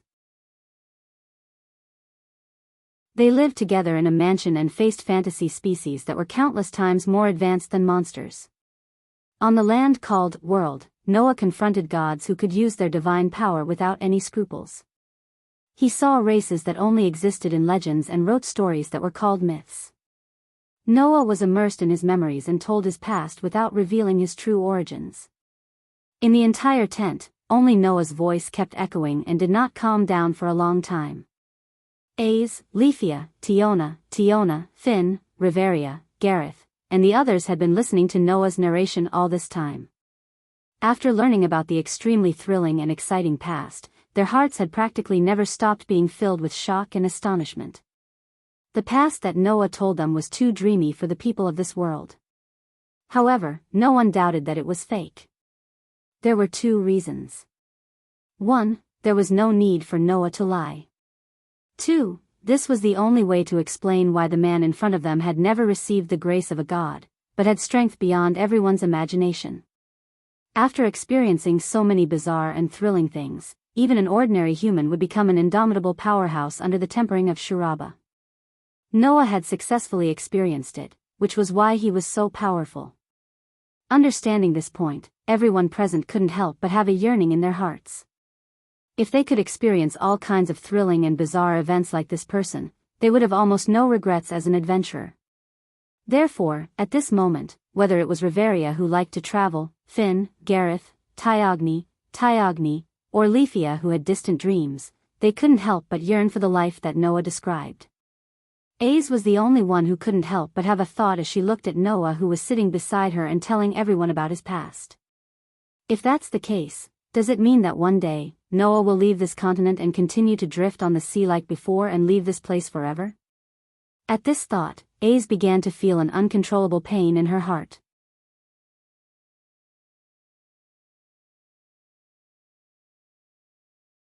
Chapter 2036. There was no day in the 50th floor of the underground city, so naturally, there was no sunlight. However, when the morning gradually came, in the camp of Loki's clan, the members who had rested for the night came out of their tents one after another and changed shifts with the members who had been on duty for the night. It was the beginning of a new day. Noah also followed his biological clock and woke up at this time. However, just as he woke up, Noah felt it. In his arms, there were two soft bodies. That was Noah's first thought as he felt the soft and delicate body in his arms. Is it those clingy girls again? Except for Aster, Orpheus, and Lilith, Noah couldn't think of any girls who would crawl into his arms and sleep with him for the whole night. However, when Noah thought about it, he suddenly felt something was wrong. Clothes. The two bodies in Noah's arms were not as naked as usual, which made Noah's hands full of the feeling of smooth skin, but the texture of clothes. If it was Aster, Orpheus, and Lilith, they shouldn't wear clothes when sleeping with him. And, what's with this fragrance? As the master who was stuck to by Aster, Orpheus, and Lilith almost every morning, Noah was already familiar with the smell of Aster, Orpheus, and Lilith. However, at this moment, the fragrance emanating from the two delicate bodies in his arms was completely different from that of Aster, Orpheus, and Lilith. The two abnormalities made Noah realize a somewhat terrifying fact. The two girls in his arms were probably not Aster, Orpheus, and Lilith. Noah immediately opened his eyes. In the next second, Noah finally saw the two bodies in his arms. On the left was a girl with waist-length light blonde hair and delicate appearance like a doll. On the right was a very pretty and cute elf with leaf-like sharp ears. At this moment, the two girls were nestled in Noah's arms. Although they didn't hug Noah tightly like Aster, Orpheus, and Lilith, they still clung to him and slept peacefully on Noah's chest. Other than Aster and Leafia, who else could it be? Noah's brain immediately crashed. Why? Why are these two girls here? After his brain crashed for a while, Noah finally realized what was going on. This was not his tent.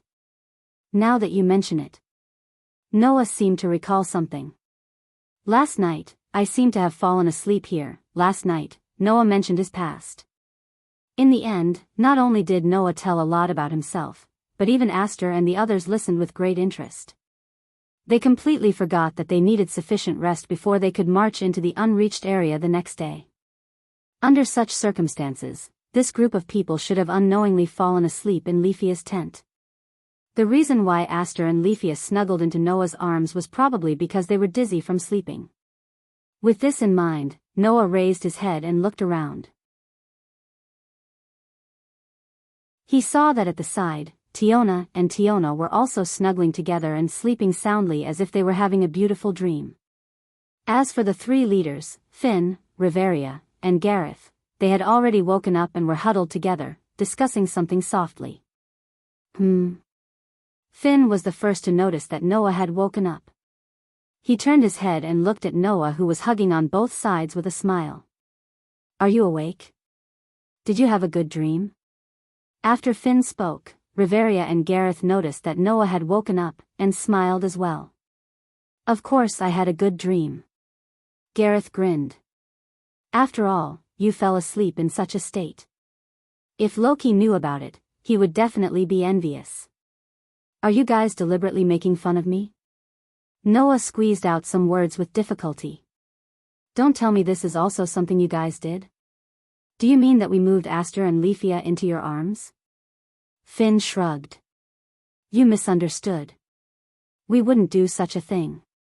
It was those two little girls who suddenly snuggled into your arms in the middle of the night, Gareth said teasingly. To be honest, I was shocked that Aster and Lefia snuggled into a man's arms unknowingly. This also proves that Aster and Lefia have a deep trust in you, Riveria said with a sigh. I've never seen Aster and Lefia so unguarded towards a member of the opposite sex. You are indeed special. Aster was not good at expressing her emotions, so she naturally would not be overly intimate with a member of the opposite sex. As for Lefia, as an elf, it was even more unimaginable that she would be so unguarded towards a member of the opposite sex. After all, elves were known for having an instinctive obsession with cleanliness, and would not be touched by someone whom they did not approve of. Although Lefia had left the elven village at a young age and grew up in the city, she was not like the other native elves who had an abnormal obsession with cleanliness. However, she was not a girl who would casually let a strange man hug her. It could be seen that Noah already had an extraordinary position in Aster and Lefia's hearts.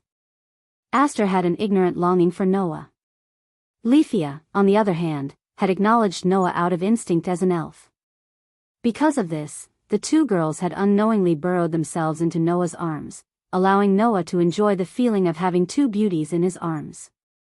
It was a pity that Noah already had two charming wives and sisters at home. Usually, he was also accompanied by three expressionless but extremely cute and pretty little girls who were naked. Naturally, he would not be shaken by this level. I don't know if it's special or not. I only know that I was almost scared to death, Noah said in annoyance, and then gently got up. Fortunately, Aster and Lefia only burrowed themselves into Noah's arms, and did not cling onto Noah like octopuses like Aster, Orpheus, and Lilith. Otherwise, Noah would have a hard time breaking free. Finn smiled helplessly as he watched Noah gently peel the two girls off him. All right, you don't have to be so careful. It's time to wake these girls up. In other words, the most crucial part of the expedition was about to begin. When Noah and the rest all came out of Lefia's tent, all the members of Loki's clan in the camp had strange looks in their eyes. Under the strange gazes of all the Loki family members around them, Aze and Lefia felt extremely embarrassed. Especially when she learned from Gareth that she had unknowingly burrowed herself into Noah's arms last night and slept with Noah snuggled up to him for an entire night. Aze's face turned even redder than before, and Lefia almost fainted from shyness. As a result, the breakfast ended in a noisy atmosphere, especially Bert. When he learned that the level 1 adventurers other than himself had actually slept together in a tent for an entire night, including Noah and Leafia, his rough face almost distorted from twitching. Whether it was envy, jealousy, or anger at being pushed aside, no one knew. In short, Noah and the rest ended their breakfast in a rather noisy atmosphere. It was only then that the camp was once again shrouded in a solemn atmosphere. Not long after, Noah and the rest came out of their tents and gathered in the center of the camp. Finn, Riveria, Gareth, Aze, Tiona, Tyogni, and Bert were all fully armed, each holding a weapon in their hands and emitting a strong aura. Leafia carried a large backpack and held a magic wand in her hand. Her cute and pretty face was full of seriousness and rigor. Only Noah carried a large backpack, but didn't carry any weapons. He didn't even wear any defensive gear, looking like he was preparing to go on a trip. He seemed out of place. As for the rest of the members, they all gathered around and looked at the group in silence. Under such circumstances, Finn lifted his feet and slowly walked forward, then turned around and faced the group. Looking at his companions in front of him, Finn smiled boldly and fearlessly. "Let's go. To the 59th floor."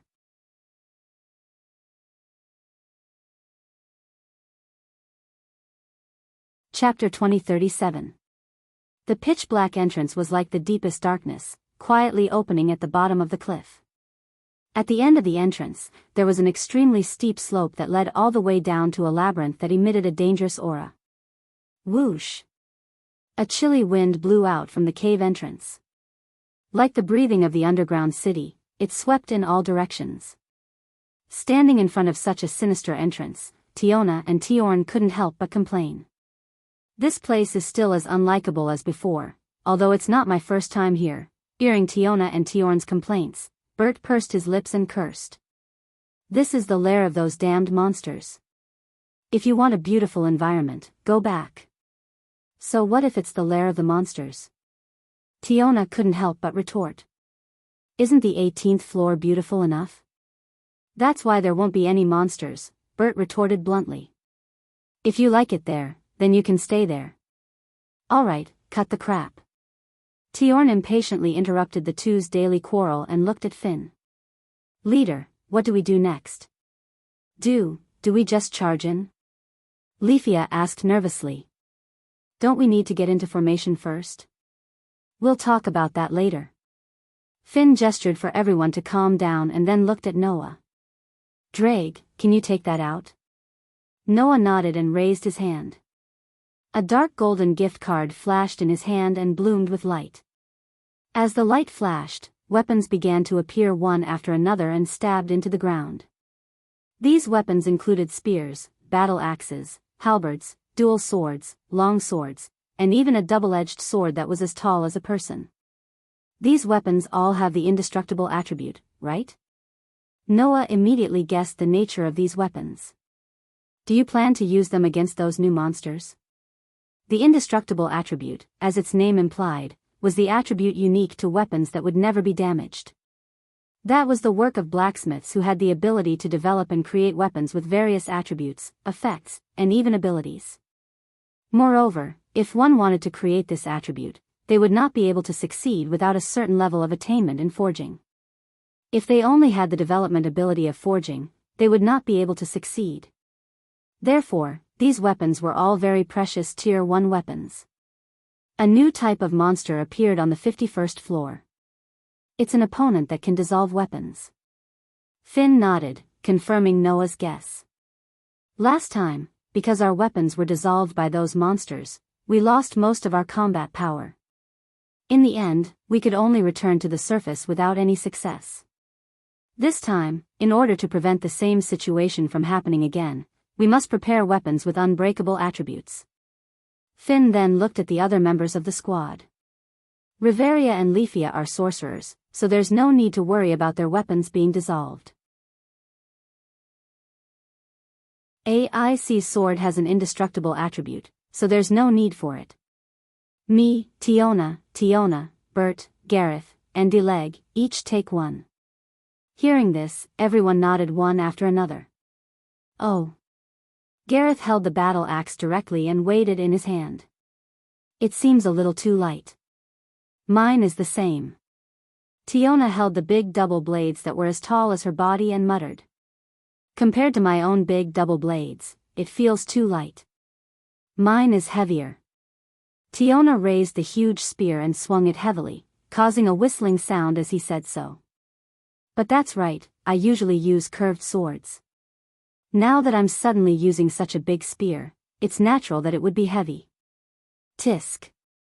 Bert pulled out the pair of swords, played with them a few times, and complained.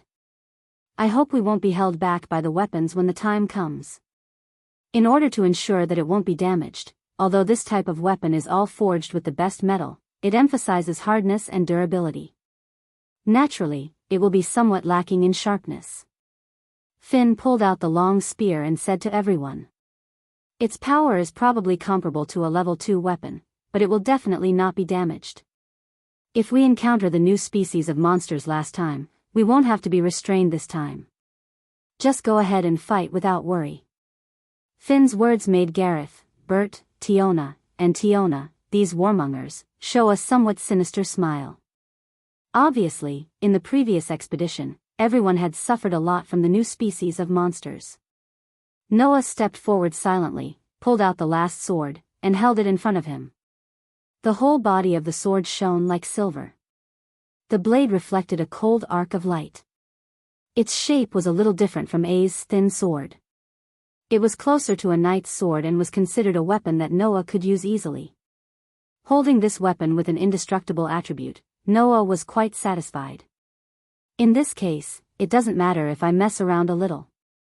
However, as soon as this sentence left his mouth, two young and emotionless voices sounded in Noah's mind. Master would rather use this kind of scrap metal than me? It feels a little complicated. It seems that my mind is gradually transitioning into a weapon. I don't know if I should be happy or worried. Aster and Athena's whispers made the satisfaction in Noah's heart disappear without a trace. He could not help but smile bitterly. Seeing the bitter smile on Noah's face, A spoke softly. What's wrong? Nothing. Noah shrugged. It's just that the little girls here are starting to get jealous. Little girls? A's tilted her head in confusion. Alright, let's stop chatting. Finn spoke, and everyone's attention was focused on him again. In addition to the indestructible weapon, I also brought a large number of magic swords. The two rear guards who are also acting as support, that is, Drake and Leafia, will carry them. There are also items for replenishment. This time, we are so well prepared that we can't afford to fail again. Finn's words made everyone respond in unison. Of course. Gareth, the same failure will not be allowed. Riveria, let me settle the score from last time with this one. Tiona, it won't be easy to repay the debt you owe us. Tiona, in short, we just need to kill them all, right? Bert, I will try my best not to be a burden to everyone. Leafia, amidst the chatter, Noah and AIC looked at each other and nodded with tacit understanding. Then, let's arrange the formation. Finn began to allocate the members. Vanguards, Tiona and Tiona. Midfielders, A's and Bert. Rear guards, Drake and Leafia. Riveria and Gareth will be at the back. I will be in charge of roaming and commanding. Follow this formation. Once we enter the 51st floor, we will immediately head to the 52nd floor. Don't get caught up in the battle. Leave the magic stones and dropped items there and collect them on the return journey. Anyway, at this time, other than us, there won't be a second team in such a deep floor. Finn swiftly made the arrangements. Don't engage in unnecessary battles and don't waste resources. Try to preserve your stamina and items. Our goal is not the petty gains on the 51st floor but the unreached area, the 59th floor. Finn turned around and looked at the pitch-black cave entrance. Then, he took a deep breath. Go. With this short word, the vanguards, Tiona and Tiona, dashed into the cave entrance. They didn't stop. Roar. Roar. Roar. Roar. Almost at the same time, at the starting point of the 51st floor, several monsters in the shadows suddenly roared. Like frenzied beasts, they pounced on Tiona and Tiona, who had landed on the ground. These monsters had been lying in ambush at the entrance. As soon as their prey entered, they would attack immediately. However, Fiona and Theogony were already prepared for this. "You're in the way. Get out of my way." The two Amazonian girls completely transformed into berserkers at this moment. The moment they landed, they immediately reacted and turned into a gust of wind. Instead of retreating, they rushed toward the monsters that pounced on them. Slash!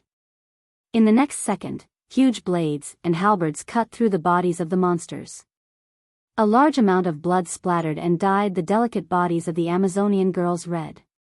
At this time, the midfielders and rear guards rushed in. Charge! Under Finn's command, everyone stomped on the rock plates and rushed forward.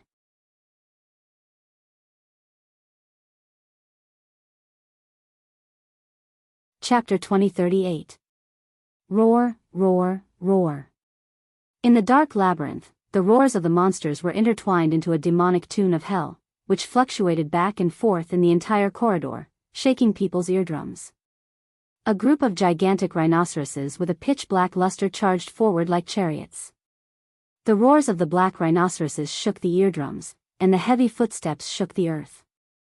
The group of rhinoceros-shaped monsters that had gone berserk charged forward and filled up the entire labyrinth. "Watch me. What are you yelling for?" A pair of brown-skinned Amazon girls with slender bodies than any black rhinoceroses rushed forward fearlessly, like ants that overestimated themselves, and raised their weapons high. The situation of the battle was one-sided. However, it was not Tiona and Tiona who fell, but the huge black rhinoceroses that were like tanks. Poochie! The big double blades cut off the limbs of the black rhinoceroses. Boom! The halberds suddenly hit the huge body of the black rhinoceroses. The level 5 Amazon sisters rushed directly into the rhinoceroses in a more violent way than the large group of black rhinoceroses and began a bloody battle. On the 51st floor, the black rhinoceroses were classified as level 4 monsters. Even level 4 adventurers had to try their best to kill these black rhinoceroses. Now that they attacked in large numbers, they were killed by a pair of Amazon girls even though they had an absolute advantage in numbers.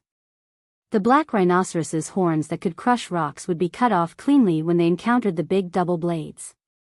The thick skin of the black rhinoceroses that they were proud of would also be directly penetrated when they encountered the halberd. The Amazon girls rushed into the rhinoceroses as if they were in an uninhabited land and killed a large number of level 4 monsters. That scene was enough to stun any LV-4 adventurer. However, in the face of this brilliant result, the Amazon girls were extremely dissatisfied. The power of this weapon is really a bit weak. It made me waste a lot of effort to cut the black rhinoceroses in half. Sure enough, before facing a new species, it's better to use your original weapon. While complaining, the Amazon girls continued to kill. They did not stop halfway and killed all the black rhinoceroses that they passed by, splashing blood on the ground. Pieces of magic stones fell to the ground. One by one, the loot started rolling down the stairs. These magic stones and dropped items, any one of them could be sold for hundreds of thousands of Varus on the surface. However, the Amazon girls did not care about this. They only fought forward and did not want to stop at all. In this way, it was inevitable that the monsters on both sides would be killed. The black rhinoceroses that were not killed suddenly let out a terrifying roar, as if they intended to pincer attack the people in the middle of the passage. Ace! Bert! Finn's voice immediately. Got it. How troublesome. Ace and Bert, who were in the middle, immediately turned around. One took the left side of the team, the other took the right side of the team, and faced the black rhinoceroses that were attacking them from both sides. Suddenly, the silver-white sword flashed and the thunderous kicks exploded. It was like a thunder that could sweep away thousands of armies, enveloping the black rhinoceroses like a violent storm. Poochie! Every flash of the silver-white sword could take away the life of a black rhinoceros. Bang! Every kick was as fast as lightning, and it could send a black rhinoceros flying like a rubber ball. Ace and Bert killed the fishes that slipped through the net just like Tiona and Tyogny. They did not stop and kept running forward. Under the fierce attack of the 4 level 1 adventurers, none of the black rhinoceroses that came from the front could touch the 2 adventurers who were protected in the middle. Even if 1 or 2 black rhinoceroses suddenly rushed into the defensive circle while Ace and Bert were busy killing, they would immediately be pierced between their eyebrows by a long spear and die on the spot. Of course, that was the work of Finn, who was wandering in the team. Just like that, the group of people hurried on without stopping, charging at the fastest speed possible. During this process, the underground city was constantly rioting. Crack! A hair-raising cracking sound rang out. Rumble!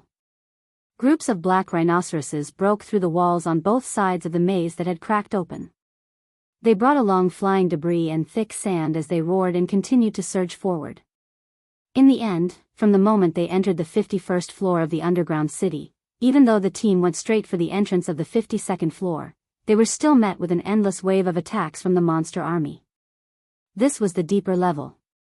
It was completely different from the upper, middle, and lower levels. It could be said that there was an endless amount of monsters in this area.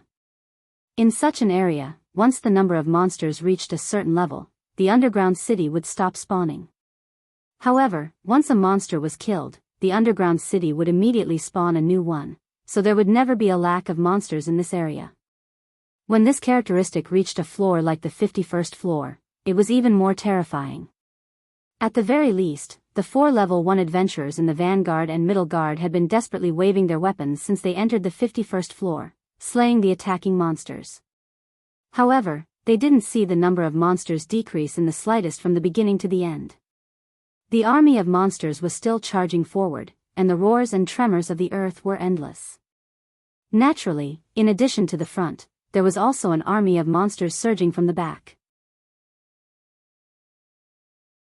They had truly filled up the entire passage of the maze.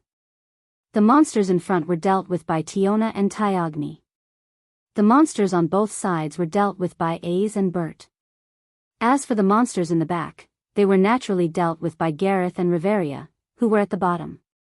The omen of the end, the pure white snow, in the face of dusk, roll up the gale, the wand in Riveria's hand began to bloom with light.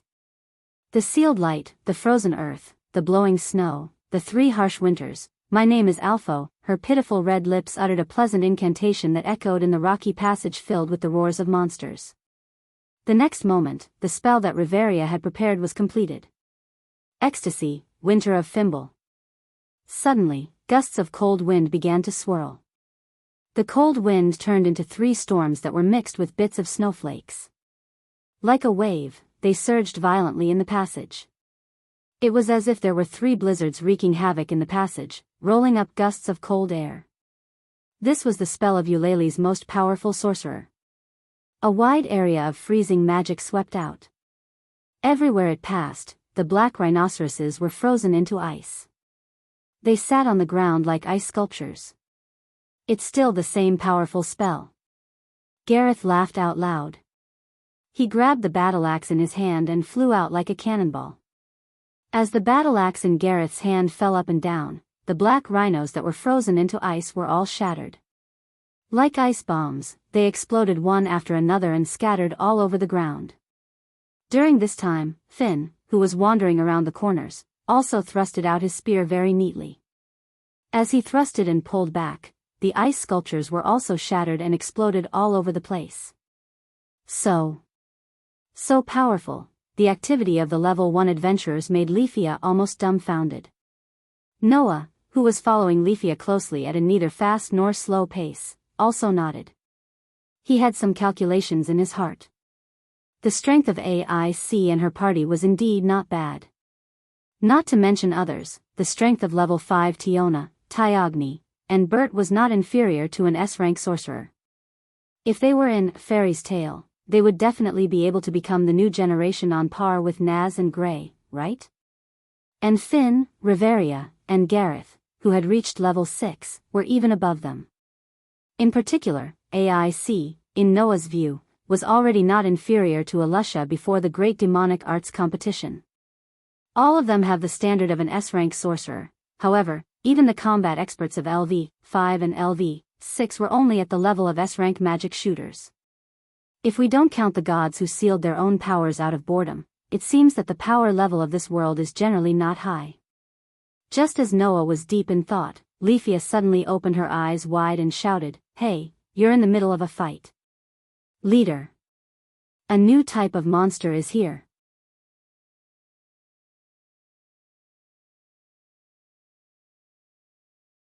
Chapter 2039. When Leafia's voice sounded clearly amidst the roars of the black rhinos that filled the entire labyrinth, the first-level adventurers of Loki's clan were shocked.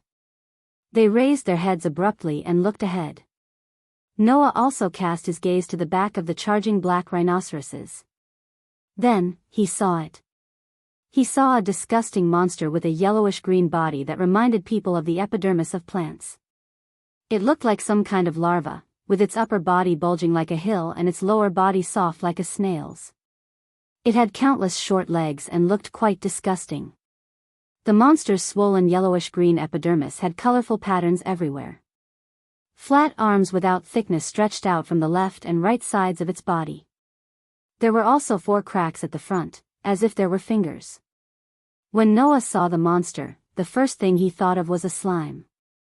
However, slimes were creatures made of mucus, while the monster in front of him had solid flesh and countless short legs like a larva and flat tentacles like a devil ray.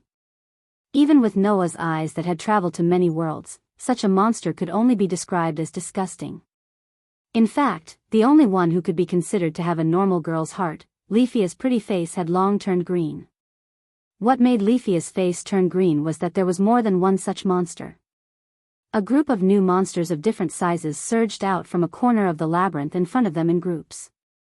Like lumps of yellowish-green meat squirming, they filled the entire passage and crowded together in the passage ahead. In the next second, everyone saw it. The front end of the lumps of meat split open, opening a gap covered with disgusting mucus that looked like a mouth. Seeing this scene, Noah's eyes suddenly flashed. Finn also opened his eyes wide. Then, Finn immediately shouted loudly, "Charge! Turn into the fork in front." Finn's shout brought everyone back to their senses. Hiya dash! Tiona and Tyone, who were in the vanguard, quickly beheaded 2 black rhinos. Then, they took the lead and rushed into the fork in front of them with the whole team. Almost at the same time, the larva-type monsters opened their mouths and sprayed out a stinky liquid. Suddenly, a large amount of purple-black liquid formed a surge. Like sewage flowing through a drain, it violently washed the entire passage in front of the larva-type monsters. Accompanied by a bone-chilling sound, everything that came into contact with the purple-black liquid, whether it was the floor, the walls, or the ceiling, seemed to have been corroded. More than half of it was dissolved. The black rhinoceroses that were still charging forward were directly swept into the purplish-black current, letting out a series of shrill cries. Soon after, even their skin and bones were corroded, like molten steel, causing one's scalp to go numb. Finn and the others who rushed into the fork clearly saw this scene. They saw this scene. On the other hand, Noah finally understood why those monsters could dissolve weapons. It wasn't because they knew how to use this type of attack. It was not just a weapon. No matter what it was, as long as it came into contact with the corrosive liquid, it would only end up being corroded. It was no wonder that in the last expedition, Loki's minions whose weapons were dissolved had to retreat. If even the weapons were dissolved, facing such a monster empty-handed, even if it was a LV5 or LV6 level 1 adventurer, whoever touched it would die. Even if they didn't die, they would end up seriously injured. This group of hateful monsters. They're still so disgusting. Tiona and Tiona couldn't help but curse. What should we do, Finn? Finn! Bert yelled as he pulled out the 2 swords with indestructible properties from his waist. Do we kill them? Don't talk nonsense.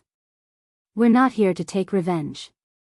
Even if we want to take revenge, we don't need to rush to take revenge now. It won't be too late to take revenge later. Finn replied without hesitation.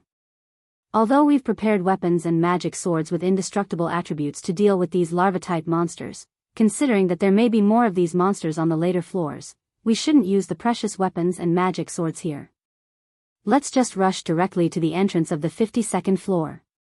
Finn's words were not without reason.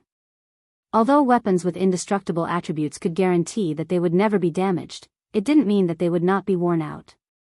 As long as it was a weapon, if it was used for a long time without maintenance, its sharpness would decrease and its power would weaken. The same was true for weapons with indestructible attributes. Even if it could guarantee that it would never be damaged, if it was used for a long time, or even let the weapon come into contact with the corrosive liquid, its sharpness would definitely decrease greatly. As for magic swords, they were a consumable item. If they could be saved for later, of course, it would be best to save them. So, continue to maintain the formation and rush forward.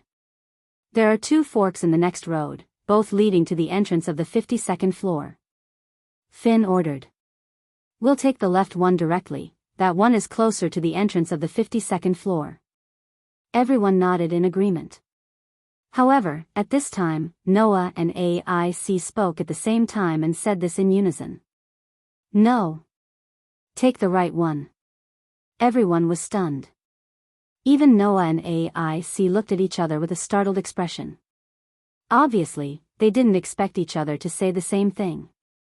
Under this situation, it was Finn who reacted first. What's wrong? Finn asked. Did you guys discover something? Noah and AIC nodded at the same time.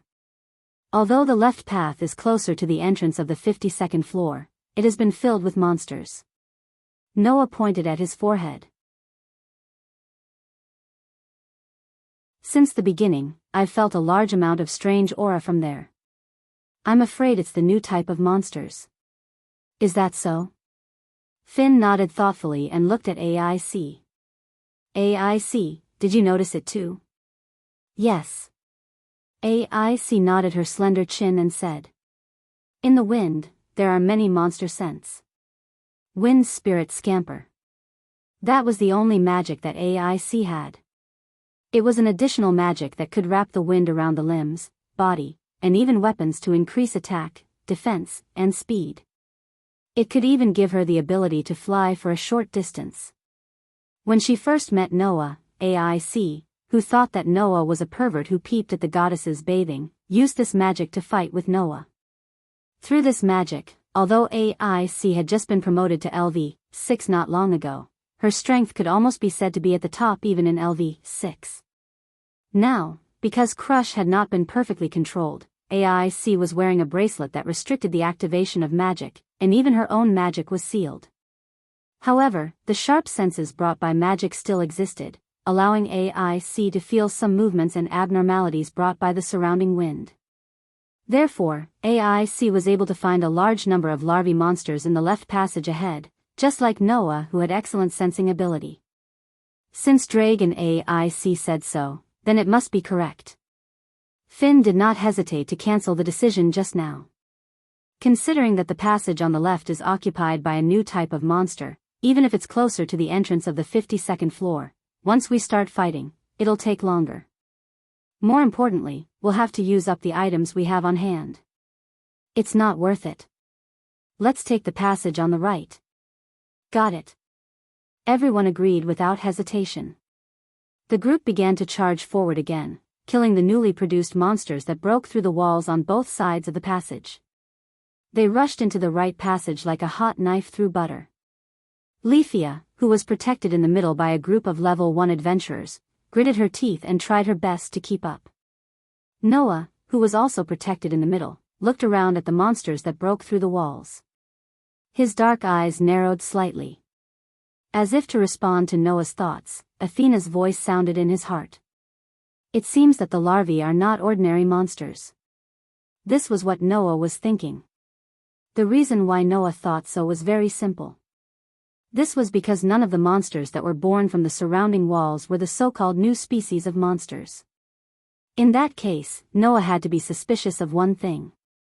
Are those monsters produced by the dungeon?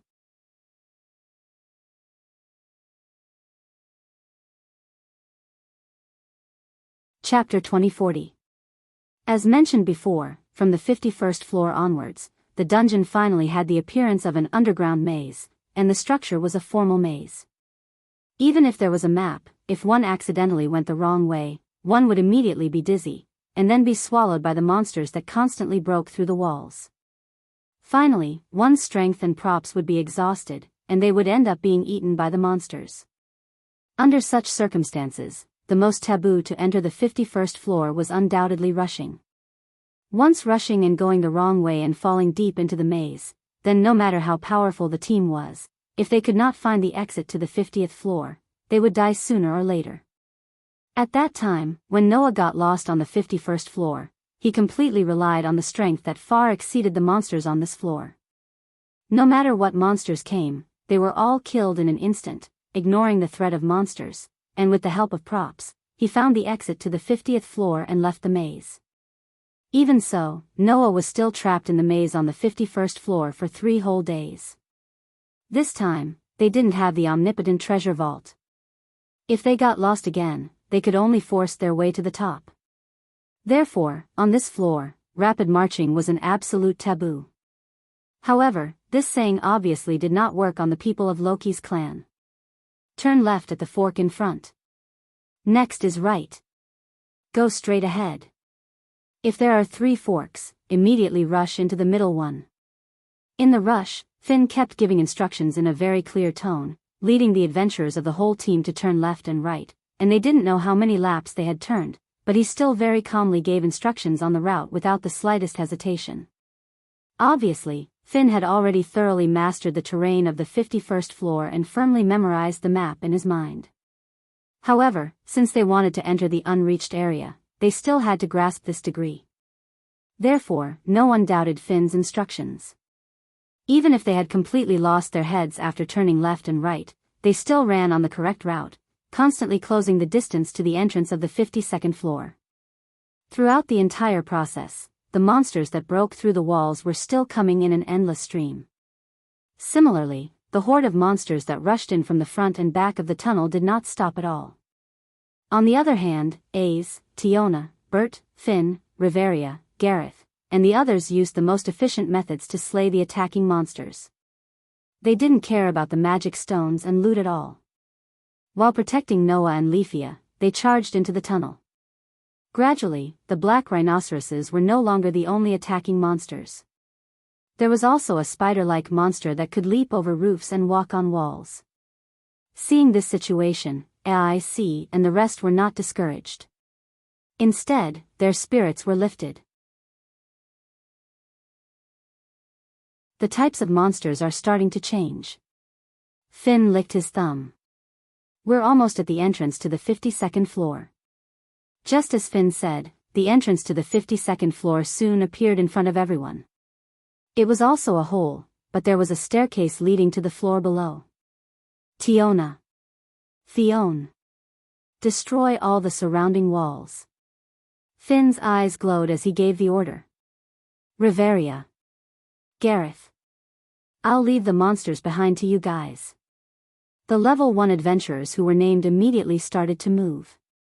Hey! Break for me. Tiona and Theon rushed out from the left and right. The dual blades and axes in their hands were like windmills as they heavily smashed into the rock walls on both sides of the entrance to the 52nd floor. Boom! In the simultaneous roar, the solid rock walls were instantly destroyed by the 2 slender Amazon girls, and a large amount of sand was raised. On the other side, Gareth and Riveria, who were in charge of bringing up the rear, suddenly turned around and faced the tunnel behind them. Roar, roar, roar, roar. A large group of spiders and rhinoceroses let out terrifying roars as they charged forward. Ha ha ha ha. Watch me. Gareth let out a loud laugh and grabbed the battle axe in his hand. His short but incomparably strong body leaped into the air. In the next moment, the battle axe in Gareth's hand also turned into a dancing windmill and smashed into the ceiling fiercely. Boom! A muffled explosion resounded through the air. The ceiling that was smashed by Gareth scattered countless pieces of gravel, which piled up at the bottom of the tunnel and blocked the entire passage. Ecstasy Winter of Fimble. At the same time, Riveria completed her chant, raised her magic wand high, and released ice magic. 3 snowstorms swept up and blew in all directions, freezing the gravel blocking the passage, the damaged walls on both sides, the shattered ceiling, and even the intact ground into ice, creating an ice cave in an instant. Boom! In the midst of a muffled sound, the ice cave suddenly trembled.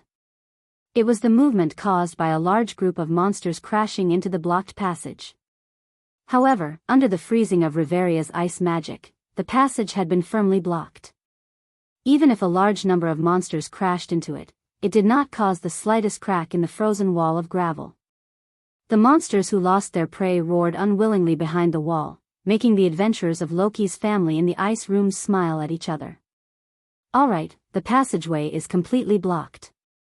The surrounding walls are also damaged. Before the damaged parts of the dungeon are repaired, there won't be any monsters here. Finn heaved a sigh of relief and lowered the spear in his hand. Everyone take a rest and recover your strength. Riveria also needs to recover the mental strength consumed by using magic. Leafia, drink the elixir directly. Rafia said in a flattered tone. Then what about everyone? We didn't consume much physical strength, so we don't need to use elixirs to recover, Finn said. But you're different. If you don't recover quickly, you won't be able to keep up later. It was just like what Finn said. Among the people present, except for Leafia, the rest were still not panting even though they had been running from beginning to end. Only Leafia was short of breath and sweating profusely. It was obvious that she had consumed a lot of physical strength. After all, Leafia was only LV3, and she was also a magic shooter who specialized in magic. If one were to say that Leafia's magic ability was at the S stage, which was the maximum level, resulting in the power of her magic being enough to threaten LV5 and LV6 first-level adventurers, then as a sorcerer who specialized in the magic ability, Leafia's durability ability was much weaker. At least, when she was promoted from LV2 to LV3, Leafia's durability was only at the lowest stage, and her current durability was also at the I level. In order not to lose the group of first-level adventurers, Leafia ran at full speed, which naturally consumed a lot of physical strength. If she only rested and wanted to recover, it would not be something that could be done in a short period of time. In this period of time when the broken walls of the underground city could be repaired at any time and new monsters would be bred again, Finn naturally had to race against time to let everyone recover. There was no time to waste. After understanding this point, although Leafia was a little unwilling, she still obediently took out the elixir that could restore her physical strength from her backpack and drank it in small sips. As for the rest, they just sat on the spot and began to chat while resting. At this time, Noah came to the entrance of the 52nd floor and looked down as he fell into deep thought. A figure unknowingly came to Noah's side, but she looked at Noah and asked softly, "What are you thinking about?" Noah withdrew his gaze and met AIC's crystal-clear eyes. He shook his head and said softly, "I'm just thinking that there should be a lot of secrets hidden below, right?" Secrets? AIC did not seem to understand Noah's meaning and tilted her head. For example, those new species of larvae monsters, Noah reminded. You have been to this floor many times before, and even reached the 58th floor. But you have never seen those monsters, so you called them new species, right? AIC nodded and confirmed Noah's statement. In response, Noah shrugged and said, "Don't worry about it. I think this matter should not be that simple." Really? AIC asked in confusion. Why do you say so? Because of intuition. Noah smiled faintly and looked down again with a flash of light in his eyes. I have never missed my intuition.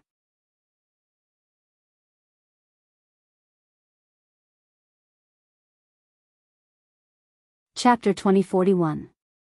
Dong. Dong. Dong. In the entrance to the 52nd floor, in the frozen ice room, a series of crashing sounds were constantly transmitted, causing the entire ice room to constantly shake. Sitting on the floor, Tiona and Tiani were resting as they looked at the frozen stone wall blocking the passage, chatting with each other. Those monsters are really stubborn. Don't they know how to give up? Although the monsters on the 51st floor are much smarter than those on the floors above, they are still monsters after all. In terms of intelligence, they can't compare to humans. While Tiona and Tiony were chatting, Bert leaned against the wall and closed his eyes to rest. Gareth and Riveria were also chatting, but they were just passing the time, seizing the opportunity to recover their physical strength and mental strength. In fact, the first-level adventurers didn't consume much physical strength and mental strength. However, in order to face the next floor in their best condition, everyone had to make the best use of their time to recover. No matter how little stamina and mental energy they consumed, it would be too stupid to lose their lives in the mouths of monsters at critical moments because of the lack of stamina and mental energy. Of course, in order to prevent such a thing from happening, the adventurers needed to prepare recovery items. Generally speaking, the main effect of elixirs was to recover physical strength. If one wanted to fill in the missing flesh, stop bleeding, repair broken bones, and heal injuries, they would need to concoct high-grade elixirs with the development ability of harmony. As for recovery of mental strength, they would need to concoct magic elixirs, which also required a pharmacist with the development ability of harmony. Some high-grade pharmacists could even concoct a recovery item called panacea. That kind of item could be said to be able to heal almost any injury in an instant, unless it was a broken arm, a broken leg, or a direct death. Finn had prepared a lot of recovery items, which almost filled Noah and Leafia's backpacks. In addition, in Noah's gift card, Finn had also deposited a large number of recovery items, which was quite comprehensive. The first-level adventurers didn't consume much physical strength and mental strength at all. Even if they used the lowest grade elixirs and magic elixirs, they could instantly replenish all of their physical strength and mental strength. The reason why they didn't do so was just like what Finn had said. Since they had a chance to rest, they might as well save some items. Who knew if they would run out of items in the future? It was precisely because of this that Leafia was unwilling to use items in the beginning when no one used them to restore themselves. However, if they did not use any tools, Leafia might not have recovered by the time everyone had fully recovered. This could also be considered as a form of hindrance, right? Leafia, who was stuck at a dead end, stayed in a corner with a sullen expression and kept sighing. AIC, who did not know how to console others, could only stay by Rafia's side with a troubled expression. Finn, on the other hand, spread out a map and was confirming the route and terrain that he had confirmed countless times. Podgy, podgy podgy, strange noises could be heard all around. It was the sound of the wall that was first destroyed by Tiona and Tiona, then frozen by Riveria, slowly repairing itself. It was the sound of the solid ice that had frozen it. The dungeon was alive. It could nurture monsters and repair damaged parts. Even if it was damaged, it would quickly recover to its original state. Once those walls were completely repaired, the monsters would be nurtured from inside again, break through the walls, and attack the group of Loki's kin. However, in the case of being frozen by Riveria, these walls should not be repaired so quickly. Therefore, everyone still had some time to rest. During this time, Noah stood in front of the entrance to the 52nd floor and looked down. This scene lasted for about 10 minutes. After 10 minutes, Finn clapped his hands and attracted everyone's attention. "All right, everyone come over." Hearing this, everyone gathered around. Noah also retracted his gaze and came to the group. His gaze immediately fell on the map that Finn had spread out. Then, Finn spoke.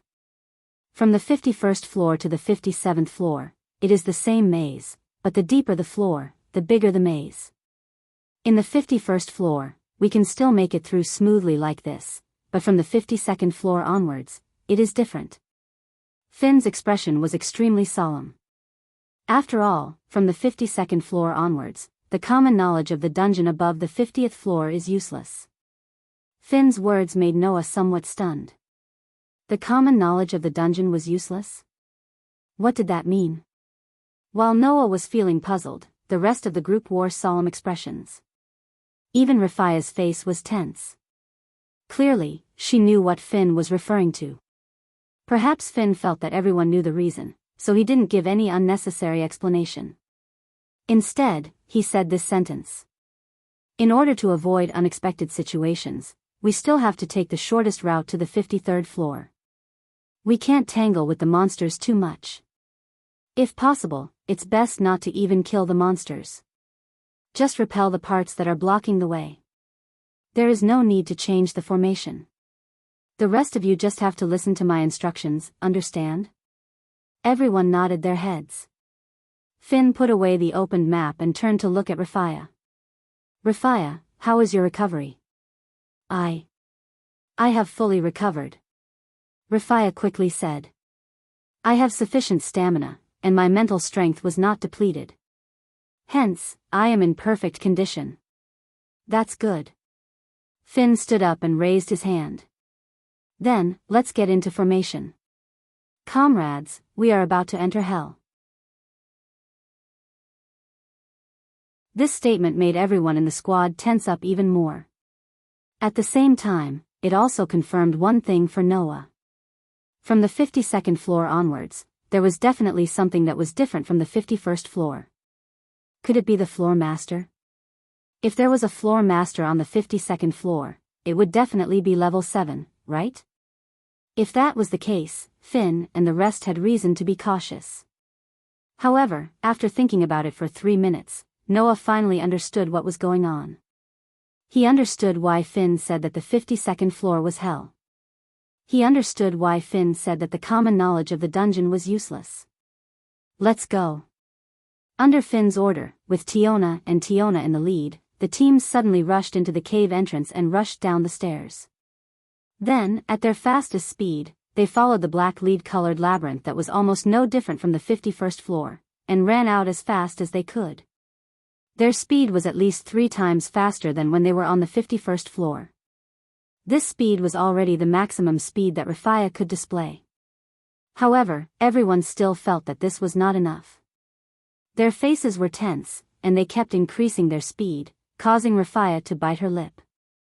It was as if she had broken through her limit, and she tried her best to keep up with the team.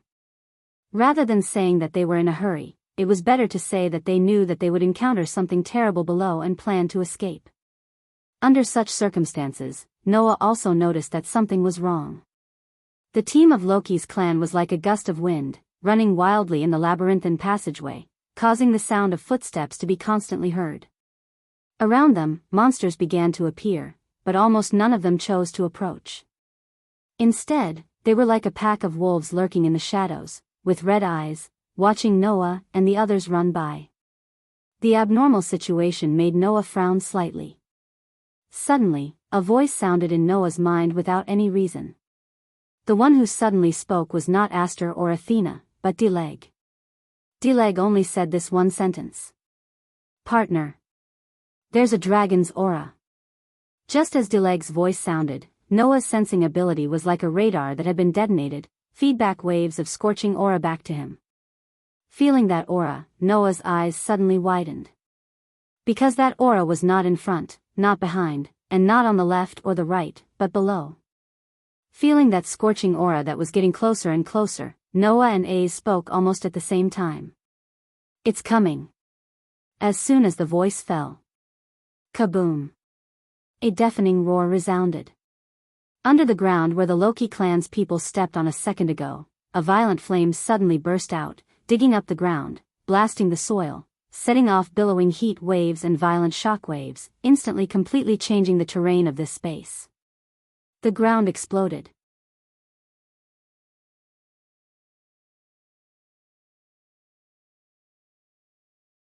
Chapter 2042. Boom. The flames that exploded the ground were like an erupting volcano, setting off a scorching pillar of fire. The scorching flames soared into the sky, setting off layers of heat waves while reaching the ceiling of the 52nd floor. The ceiling was scorched black, and it almost did not penetrate and spread to the 51st floor. The red lotus-like flames illuminated the faces of Noah and the others, dyeing the originally lightless 52nd floor into a fiery red color. At this moment, the faces of Aze, Tiona, Finn, Riveria, Gareth, Bert, and the others became ugly. Leafia's pretty face was pale, without a trace of blood left. Even Noah was shocked by the abnormal situation in front of him. That scene was like the detonation of an incendiary bomb, making everyone's heart feel as if it was grasped tightly by a hand that represented death, almost shattering into pieces. "Quick!" Finn yelled without caring about his image. "Full speed ahead." No one objected to Finn's order. Everyone took out their fastest speed, and with the momentum that seemed to want to crush the ground, they turned into a gust of wind and rushed forward. "Damn it!" Bert's angry curses rang out. Did we get sniped as expected? Sniping. It was indeed sniping. The scorching aura that came from afar all told Noah that something was sniping them and the others. It was on the floor below. Noah finally understood why Finn said that common sense above the 50th floor was useless here. Above the 50th floor, the monsters were all entrenched in their own floors, and there were very few examples of crossing floors. If an adventurer encountered a monster on another floor, the probability of winning 1,000,000 Varus with 100 Varus was not much higher than going to a casino. Now, Noah and the others encountered something even more abnormal. It was not the appearance of a monster crossing floors. It was the attack of a monster crossing floors. Some kind of monster with long-range attack means was on the floor below, like a cannon, aiming at Noah and the others who were marching on the 52nd floor, and sniping. This was absolutely impossible to encounter in the area above the 50th floor. However, Noah just had to encounter it. In this floor that Finn compared to hell. In the next second, Noah and AIC's expressions changed again. The violent and scorching aura once again approached from below at an astonishing speed. Boom! A roar that was loud enough to hurt one's eardrums resounded through the maze again. Behind Noah and the others, the ground was directly blown up by the huge fireball that soared into the sky, setting off raging flames all over the sky, like a fiery red wave, attacking the surroundings. Gareth and Riveria, who were at the back, let out muffled groans. The rest of the people also more or less let out sorrowful cries. If it weren't for the fact that the people here were all powerful adventurers, they would have been blown away by the strong wind and rolled to the ground. The sniping across the floors was still ongoing. Noah. Ace. Finn was so anxious that he even called out Noah's real name. Can you feel how many enemies there are? No.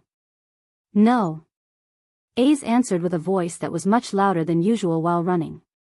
The distance is too far. I can only feel the bombardment. I can't either. Noah closed his eyes, activated his sensing ability, and immediately shook his head. The distance is really far, at least below the 55th floor. There is no trace of the enemy at all. Sure enough, it's not possible. Finn bit his thumb. During this period, the scorching fireball once again blasted the ground behind the running group of Rockies, directly melting the thick rock into liquid like magma, covering the ground one after another. Boom, boom, boom. The ground that had been blasted open by the violent explosion gradually began to crack, causing the rubble to crumble like pieces of trash as they continuously followed the crater and collapsed downwards. In the blink of an eye, one after another large hole appeared in the passage of the 52nd floor. The surrounding was like magma was baked into a fiery red color, like a burning furnace, making people speechless. Under such circumstances, in order to avoid the bombardment from below, the group of Rockies could only run with all their might. They could not stay in the same place. If they stayed in the same place, they would end up being burned to ashes along with the ground. No one wanted to end up like that. Therefore, everyone rushed forward with all their might, hoping to cross the floors as quickly as possible and find the entrance to the 53rd floor. Ha! Ha! Ha! Not long after, Leafia, who was of a lower level and had weaker stamina, began to pant heavily. Leafia. Finn immediately noticed the situation and ordered with an unquestionable tone. Hurry up and replenish. Recover your strength. Yes. Leafia hurriedly pulled the large backpack on her back, ready to rummage through it for elixirs. It was at this moment that something unexpected happened. Noah was the first to notice the abnormality and quickly called out. Be careful. Unfortunately, the group that was focused on the bombardment from below did not react in time. Whoosh! In an instant, the sound of something breaking through the air was heard. It was a monster that had been hiding in the shadows since the beginning, watching Noah's group with blood-red eyes, not daring to approach at all. However, when Leafia let down her guard and everyone's attention was attracted by the bombardment from below, the monster hiding in the shadows finally made its move. It was a silver-white snake. Hiss! The silver snake hissed and shot out like a sharp arrow. It passed through Bert, who was beside Leafia, and went straight for Leafia, who was rummaging through her backpack. Leafia seemed to have only just reacted at this moment. She turned her head and looked at the source of the sound of something breaking through the air. There, the silver snake had already scuttled in front of Leafia and opened its mouth, which was filled with two sharp fangs. A fishy smell came from the snake's mouth and hit Leafia's face. At this moment, Leafia felt as if time had stopped for her. Leafia! The first-level adventurers of Rocky's clan cried out in alarm. In the end, only one person reacted in time. Clang! Accompanied by the sound of a sword, a silver sword flashed through the air. Splat! Amidst the clear tearing sound, the silver snake that was scuttling toward Leafia was cut in half by the knight's sword with an indestructible attribute. Blood splattered everywhere. The one who attacked was naturally Noah, who was the one closest to Leafia and was protected in the middle as a support, just like Leafia. Seeing this scene, Finn and the rest could not help but sigh in relief. However, A's expression changed abruptly as she cried out in alarm. Don't! Almost at the same time as A's cry of alarm rang out, Noah suddenly pulled the backpack from his back into his hands and threw it to Gareth, who was in front of him. Yes. In front. Gareth, who was supposed to be at the back, was now in front of Noah and Leafia. The situation happened too suddenly, causing Leafia to fall behind and be overtaken by Gareth and Riveria, who were at the back. As for Noah, in order to save Leafia, he also fell behind. Thus, the first-level adventurers of Rocky's clan all overtook Noah and Leafia and rushed to the front. After throwing the backpack to Gareth, Noah did not hesitate and immediately hugged Leafia. Boom! An earth-shattering roar sounded. Following the explosion of the ground, raging flames that soared to the sky engulfed Noah and Leafia. Noah and Leafia, along with the ground they were standing on, were engulfed by the large fireball that came from the floor below. The pillar of fire soared to the sky and reached the ceiling. Their footing was destroyed, and in the raging flames that soared to the sky, the two figures that were embracing each other fell down together and disappeared in an instant. Seeing this happen with her own eyes, A's head heated up and she did not hesitate to explode, turning into a bullet that shot straight into the raging flames that soared to the sky. At the same time, with a clear clang, a bracelet fell to the ground. Wake up! In the midst of a chant that sounded like a clear spring, a whirlwind wrapped around A's body. Immediately after that, A's rushed directly into the raging flames and jumped into the hole. Boom! Another explosion sounded, but this time, the ceiling above could not withstand the impact of the raging flames and suddenly burst open. Debris fell all over the sky and buried the hole.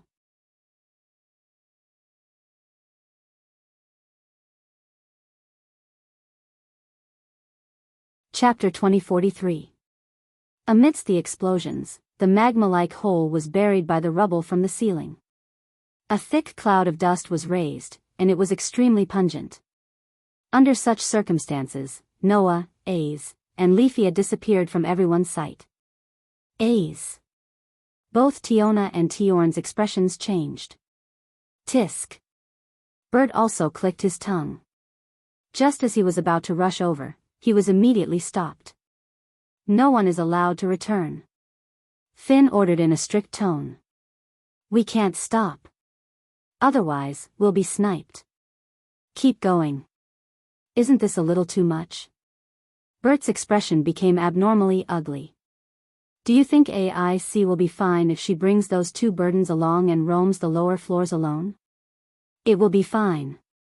Finn answered without hesitation. As long as that man is here, no matter what, it won't be a problem to keep one life. What we need to worry about is ourselves. Everyone, keep going. This is the commander's order. Finn didn't care whether Bert would follow his orders or not. He immediately turned around and continued to rush forward. Let's go, Riveria also said. Finn's words are always right. Don't think about jumping into any random hole that has been blasted open. Gareth even warned them. With the floor as a barrier, the enemy won't be able to hit us 100%. But if you jump in directly, you'll be exposing yourselves to the muzzle of the cannon. If you die, you can only blame yourselves. After saying that, Riveria and Gareth followed Finn. Will it be fine? Finn is right. With that man here, rather than worrying about them, it's better to worry about ourselves. Tiona and Tiorn struggled for a moment before sighing. Then, they picked up their pace and chased after them. Only Bert was left. He clenched his fists and looked at the buried hole. He cursed angrily. Bastards. After that, Bert followed them and continued to rush through the labyrinth. Kaboom.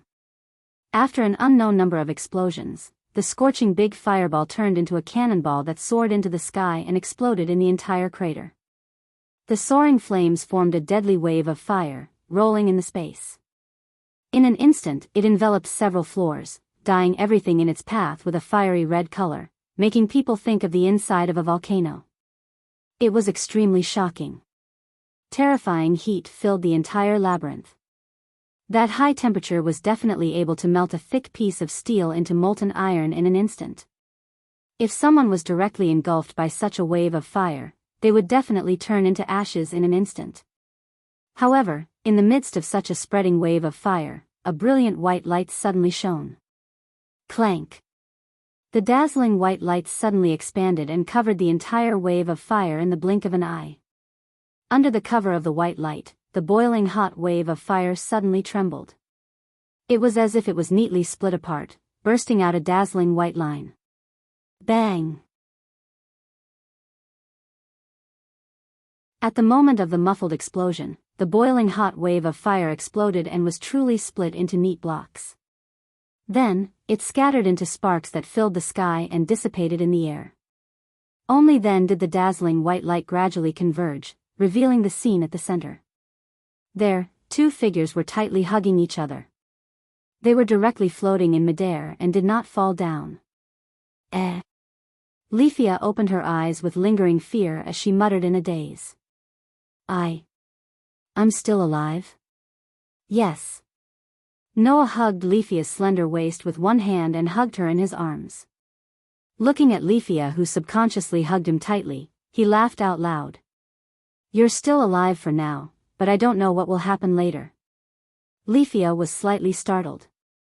Under Leafia's startled gaze, Noah lowered his head, looked down, and said indifferently. After all, we're now exposing ourselves to the enemy's cannons. Hearing Noah's words, Leafia's pretty face stiffened. She lowered her head abruptly and looked down. In the next second, Leafia saw it. Hundreds of meters below, in a vast cavern, a few gigantic creatures were standing side by side, looking up at the sky. Their eyes flashed with a ferocious light. Looking at those gigantic creatures, Leafia's heart trembled again and again. No matter in which world, dragons were one of the most powerful creatures. This principle was also applicable in the underground city. All the adventurers believed that in the underground city, among the monsters of the same level, the most powerful existence was the dragon. Unless there was a floor owner. Otherwise, if there were dragon-type monsters on a floor, these dragon-type monsters would definitely be the most powerful existence on that floor.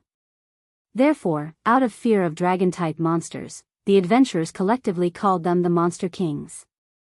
At this moment, Leafia saw the kings of these monsters. Moreover, they were the Monster Kings from the 58th floor. Ooh ooh ooh ooh ooh. Amidst the earth-shaking dragon roars, in the cavern of the 58th floor, a few gigantic red dragons lined up and roared at Noah and Leafia in the distance. They were more than 10 meters long, even bigger than the floor owner on the 17th floor, Goliath. They stood on their feet but did not have wings. Looking at those gigantic red dragons roaring at the sky, Leafia squeezed out a voice with difficulty. Cannon dragon. Cannon dragon. That was the main culprit that turned the area from the 52nd floor into hell. It was a type of monster that only appeared on the 58th floor. Like its name, these gigantic red dragons could spit fireballs and launch cannons. Their cannons could bombard the 53rd to 57th floors all the way to the 52nd floor. Therefore, once an adventurer stepped onto the 52nd floor, these cannon dragons would all sense it and launch a merciless sniper attack at the enemy who was 5 or 6 floors away. What did this mean? It meant that once the adventurers stepped onto the 52nd floor, their enemies would no longer be limited to monsters on a single floor like before.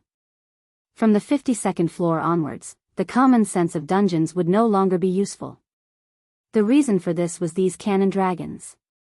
The gigantic red dragons that were more than 10 meters long roared in unison, slowly opening their ferocious mouths filled with sharp fangs. Inside, waves of violent flames began to surge and compress into shape in the mouths of the cannon dragons, turning into gigantic fireballs. The group of cannon dragons pointed their cannon muzzles, dragon mouths, directly above them and spat out scorching fireballs.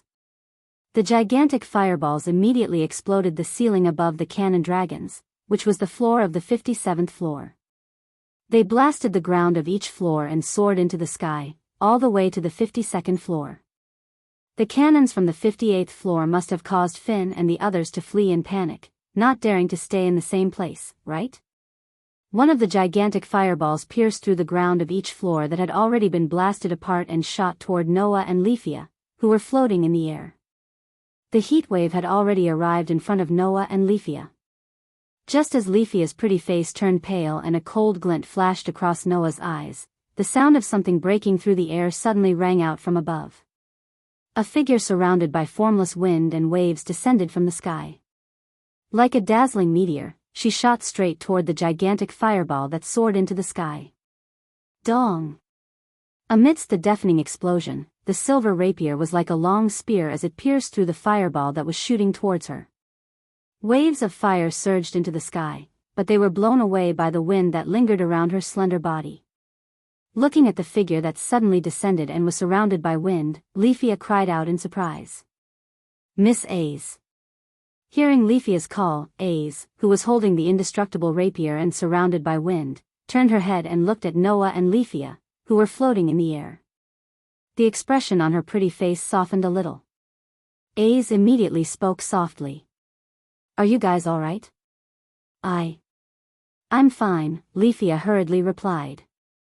As for Noah, he glanced at the surroundings and said, let's go. Something will happen very soon. Why did he say that? Because Noah and the other two were already surrounded. Roar, roar, roar, roar. Amidst a dragon's roar that was completely different from the cannon dragons, purple-blue flying dragons that looked like pterosaurs flew out of the gaps in the floors and swarmed toward Noah and the others.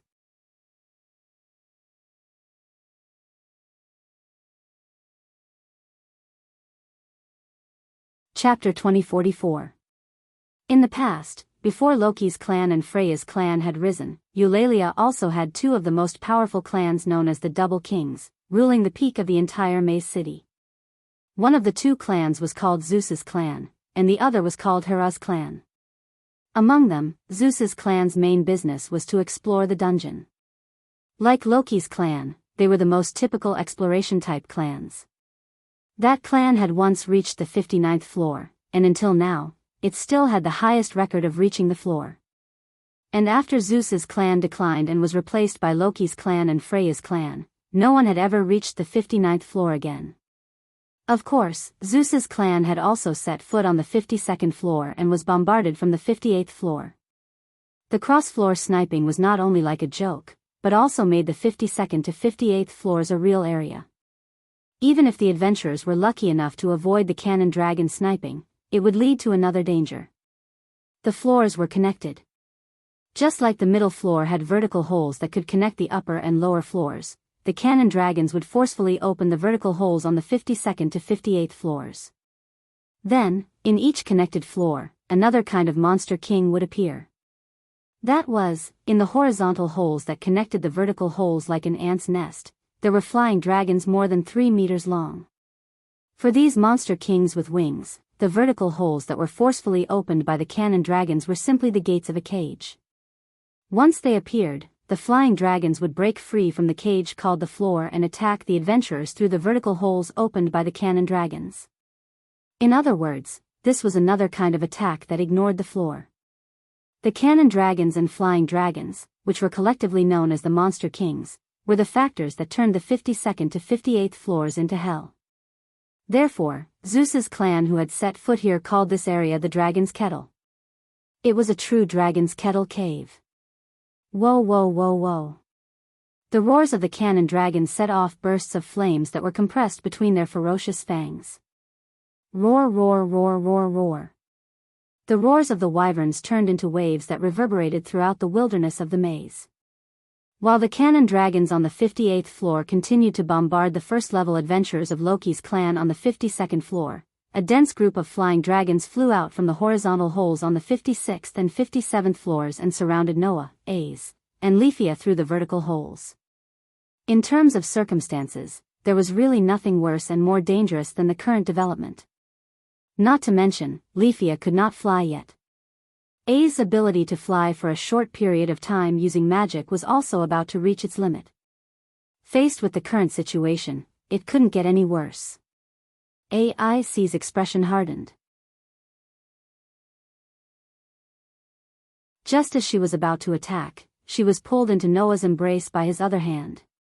Noah, who was hugging Aeth with one hand and Lephia with the other, lowered his eyes and looked at the 58th floor several hundred meters below. He suddenly said this. "Let's go straight to the 58th floor." Huh? Aes and Lephia were stunned. In response, Noah only said this one sentence. "Let's get rid of all the cannon dragons and lure the surrounding wyverns away.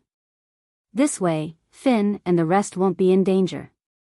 A's eyes lit up. Only Lephia had an uneasy expression on her face. "There are only 3 of us. Can we deal with so many cannon dragons and wyverns? Is there a way?" Noah curled his lips and smiled.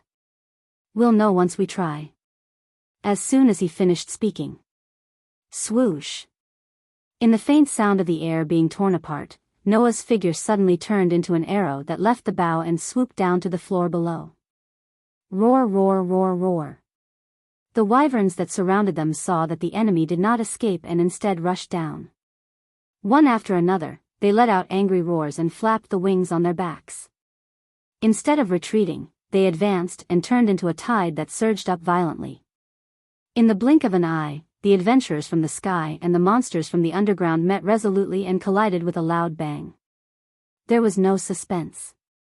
The large group of wyverns that had an absolute advantage in terms of numbers instantly engulfed Noah, Aes, and Lephia's group. The 3 of them were completely submerged and could not be seen at all. However, almost at the same time, a light and lively voice sounded.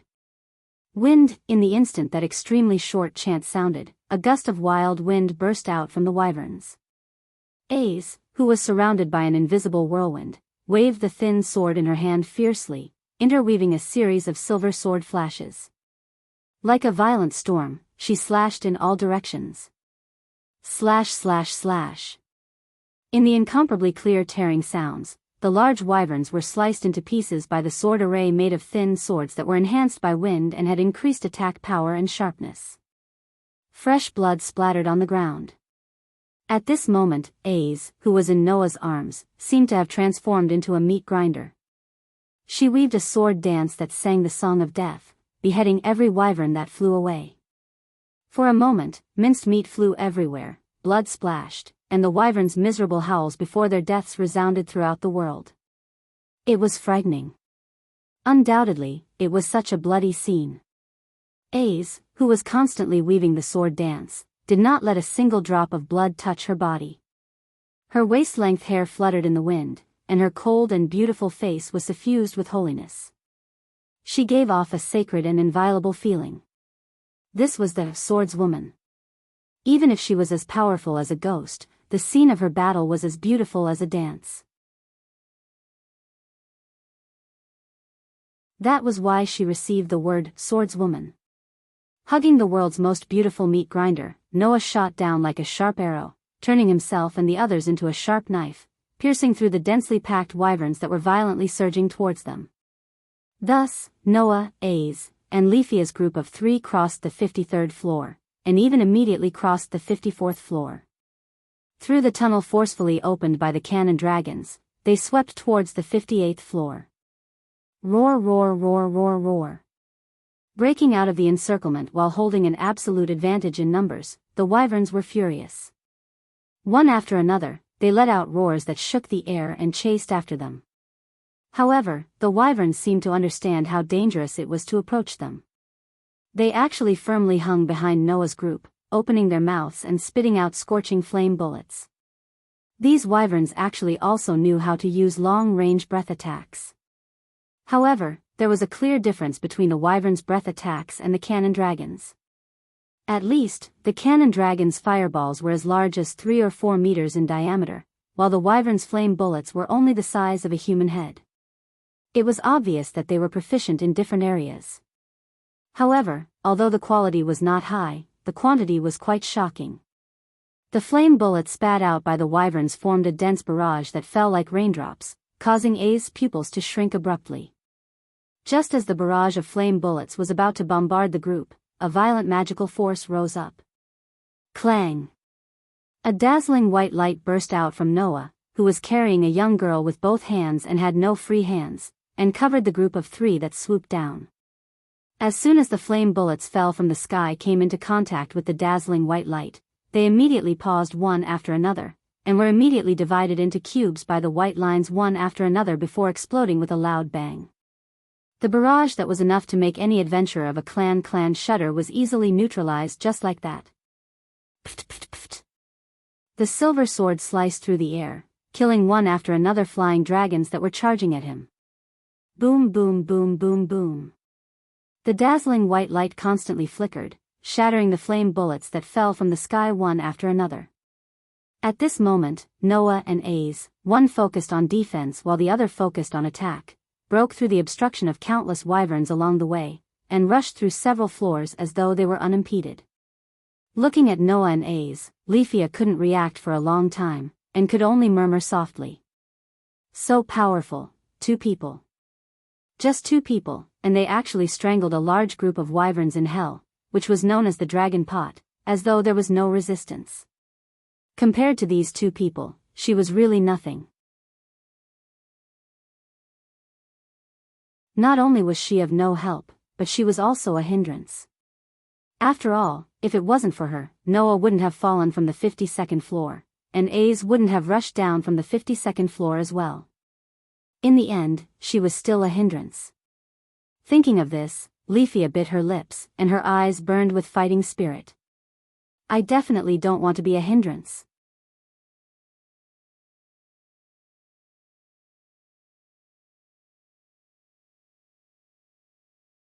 Chapter 2045. The roars of the wyverns reverberated throughout the entire underground maze, causing the monsters that could neither fly nor leave their respective floors to tremble. Noah was still carrying AIC and Lefia as he dove down at an extremely fast speed. Dazzling white light bloomed from his body from time to time, shattering all the fiery bullets that attacked him as he plunged downwards without slowing down. However, the closer he got to the 58th floor, the more obvious the obstacles became. Wyverns flapped their wings continuously from the horizontal holes of the various floors and flew out in groups. Like moths to a flame, they swarmed towards Noah and his party in a dense swarm. As time passed, the number of wyverns increased, causing AIC, who was constantly swinging her sword, to feel a little strenuous. At the same time, the great crimson dragon that had been firing cannons at the first-tier adventurers of the Loki clan began to turn its attention to Noah, AIC, and Lefia, who were diving down. It roared while aiming its huge mouth that was filled with compressed flames at them. Seeing this scene clearly, Noah and AIC's eyes flashed. Just as the 2 of them were about to make their moves, a third person's voice rang out. Proud warriors, archers of the forest, advancing raiders in front, pick up your bows, respond to the voice of your brethren, knock your arrows." The sudden melodious chant startled Noah and AIC. Although they didn't stop what they were doing, they turned their gazes in another direction. "Ignite the flames, lights of the forest, I command you to release your arrows." Fire arrows of the elves rained down like rain, burned the barbarians. Leafia, who was being carried by Noah on the other side, had raised the wand in her hand at some point in time. She pointed it downwards, her red lips spitting out clear syllables that sounded like water droplets dripping onto a plate. Amidst the melodious chant, an incomparably mysterious magical formation suddenly appeared at the tip of the wand that Leafia was pointing downwards. It wasn't a magical formation in the true sense of the word. In this world, except for a few special spells, magical formations wouldn't appear when the rest of the spells were used. However, if someone had learned the development ability of a magitech, then a magical formation would appear when they used magic. This magical formation represented the development ability of a magitech. It could enhance the power of magic, expand the range of effect, increase the efficiency of mental strength, and various other benefits when using magic. It was the symbol of a high-grade sorcerer. As the successor of Olivelia, the most powerful sorcerer in Orly, it was impossible for Leafia not to have learned the development of magic conduit. Thus, at the tip of Leafia's wand, complex patterns were drawn on the multiple rings that had been constructed using her mental strength that had been converted into mana. The patterns flickered with a thick golden light, illuminating Leafia's beautiful face. In the next second, Leafia opened her eyes. Suddenly, a surge of flames appeared within the magic array, condensing into thick flame spears that filled the area in front of the magic array. Fire javelins. A rain of fire arrows suddenly descended. Fire javelins that filled the sky fell from the sky, explosively shooting down, forming a barrage of attacks that fell downwards like a torrential downpour. Bang, bang, bang, bang, bang. As a series of continuous explosions rang out, a large amount of flames burst forth, causing waves of fire to sweep out. The flames enveloped the wyverns that charged out from the holes on the various floors, engulfing all of the monsters. The wyverns didn't even have time to scream before their bodies were incinerated, and they were buried in the sea of fire along with their magic stones. As for the cannon wyverns on the 58th floor, although they managed to survive by relying on their tough scales, their huge bodies were also continuously bombarded by the rain of fire javelins. They let out painful howls, and the large fireballs that were compressed in their mouths directly exploded, injuring the cannon wyverns' mouths. Ha, ha, ha, Leafia began to pant, and her face became much paler. It was obvious that she had used up a lot of her mental strength. However, Leafia's magic, which used up almost all of her mental strength, allowed Noah and AIC's path to be unobstructed. Even the cannon wyvern sniping was forced to stop. The result of the battle could not be said to be bad. Finn was right. Leafia was indeed very outstanding. Although she was only at LV3, her strong mental strength and the magic power that had been trained to the maximum level made the elven girl's magic power extremely shocking. Moreover, Leafia also had a skill to assist her. The skill was called Fairy Pursuit. The effect of the skill was very simple, which was to double the effect of attacking magic. The combination of the two made it so that although Leafia was only at LV3, the power of her magic was enough to threaten LV5 and LV6 first-level adventurers. Under the surprised gazes of Noah and AIC, Leafia forced a smile. I will also help the two of you, please don't forget about me. This sentence made Noah and AIC laugh. Leafia. AIC said sincerely. Thank you, well done. Noah smiled indifferently. Thanks to you, we are here. Under Noah's words, the vertical hole connecting the 57th and 58th levels was penetrated by Noah. Whoosh! In the sharp sound of the air being torn apart, Noah shot down. His body spun, and he suddenly fell madly. He suddenly kicked hard on the head of a cannon wyvern. Bang! The kick, which carried an astonishing amount of power, caused the cannon wyvern's head to explode. A large amount of minced meat and brain matter splattered everywhere. The big red dragon that had lost its head fell heavily to the ground, raising a cloud of sand. Noah carried the two girls and landed directly on the body of the cannon wyvern that had fallen to the ground dead. The whole place was suddenly silent. A few cannon wyverns widened their eyes and stared above the corpse of their companion that was covered by the sand. Their eyes flashed with ferocious light. Against the ferocious light, Noah, Az, and Lephia slowly revealed themselves amidst the flying sand. They looked at the huge red dragons with different expressions.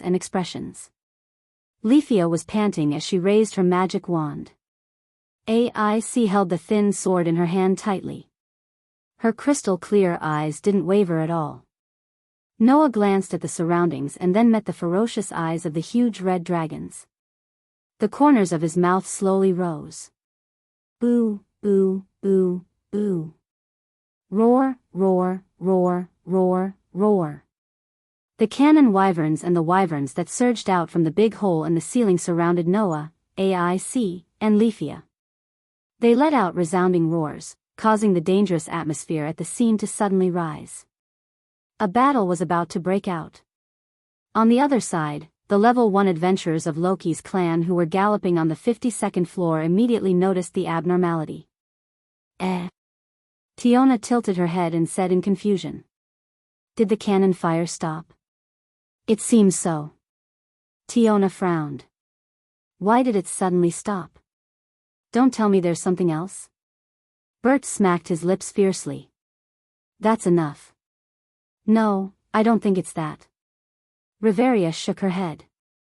If there's really something else, we wouldn't have been able to escape from the 58th floor in the previous expedition. Also, did you notice? Gareth looked around and said. The wyverns don't seem to have appeared either. In other words, the two biggest obstacles that prevented them from reaching the 58th floor had disappeared. My thumb also stopped trembling. It seems that the crisis is over. Finn suddenly smiled. Needless to say, it must be the doing of those three little guys. Tiona looked at Finn. In other words, Big Brother, AIC, and Lephia have taken care of the cannon wyverns and wyverns? I don't think they've taken care of them. Perhaps they've just restrained them, Finn said. That's why we have to go to the lower floors as soon as possible to support them. Should we jump in from those holes? Tiona asked. Since the cannon wyverns have stopped sniping, we don't have to worry anymore, right? No, even if the cannon wyverns stop sniping, the wyverns' threat can't be ignored. If we jump in recklessly, we might be entangled by the wyverns. That's not worth it. Finn shook his head. That's why we should take advantage of this time to hurry up and advance using the regular route. It'll be faster that way. Everyone nodded in agreement. You're tuning into the Dreamy Love Stories YouTube channel. Don't forget to subscribe and join us on this journey to catch the most captivating stories.